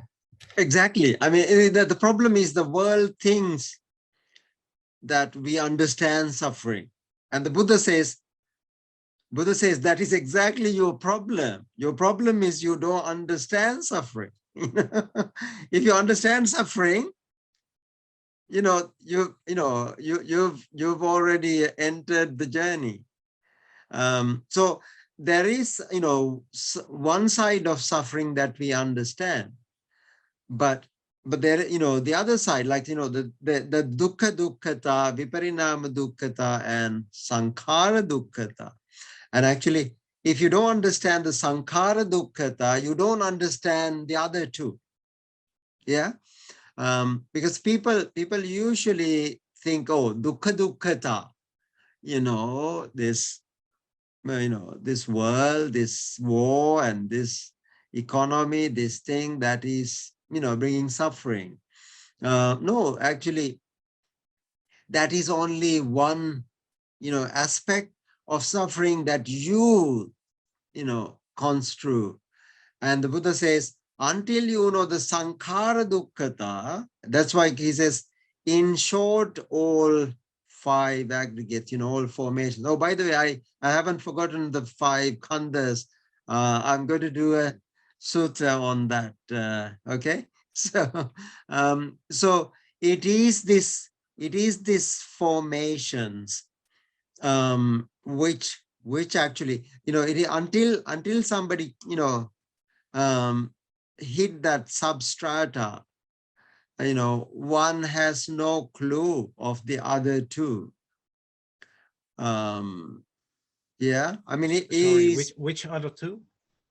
Oh, the dukkha dukkhata and viparinama dukkhata. Yeah, what do they mean? Oh, dukkha dukkhata is, normal suffering, the worldly suffering, like, the weather, the war, and this and that and the other. So the viparinama, because the changing nature. So this is why every time there is suffering, you actually want to look for happiness. Our suffering is not having the happy, not being able to be happy. I mean, just think of the God realm or the, Brahma realm, where they don't even have a faculty to feel suffering. But they, this whole thing equally applies to them. Four Noble Truth is not just applicable to humans. The 31 realms of existence, and there were, they say so many gods were listening to the Buddha. So even in a world where the body is not there, the suffering, they're not free from suffering either. Yeah. So our very limited idea of suffering is therefore does not really capture the type of suffering, dukkha, that the Buddha was talking about. Yeah. So it's this sankhara dukkha,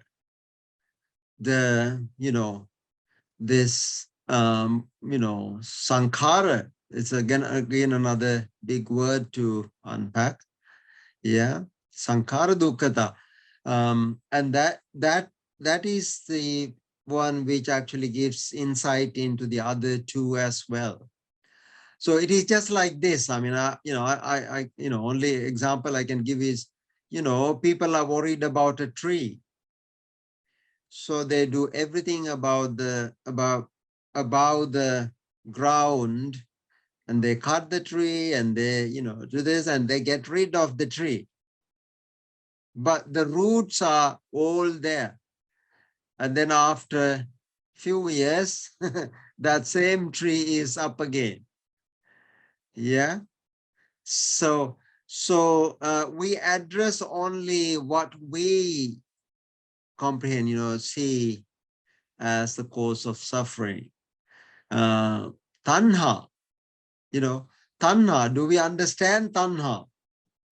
Of course we do. You say attachment. Attachment to what? Oh, attachment to my things, So there is no, the Buddha says kama tanha, bhava tanha, vibhava tanha. So, attachment to things, kama tanha, vibhava tanha, those both are actually we can comprehend, but we cannot comprehend the bhava tanha, the existence. Yeah. So yeah. And I mean that's where that's where the this sutta, if you read very carefully, he gets into the depth of it, but we gloss over them. Yeah. Okay, I think it is time for Bhante to do an overnight chanting. Yeah. Yeah, you're always ready. Yeah. Always ready. Excellent. So you should actually send us some pictures from your temple. All these oranges and yeah. It's living in a very beautiful temple in is it Nevada? Is it Nevada? No, sir. This right now I'm in California. California. Yeah. We call the Riverside Temple. Oh, Riverside Temple. Sambuddhaloka Temple. Oh, wow. Yeah. Yeah.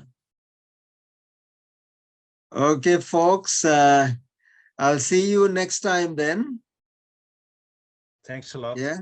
Thank you. Thank you. Thank you. Yeah. Thank you, everyone. Yeah. Take care.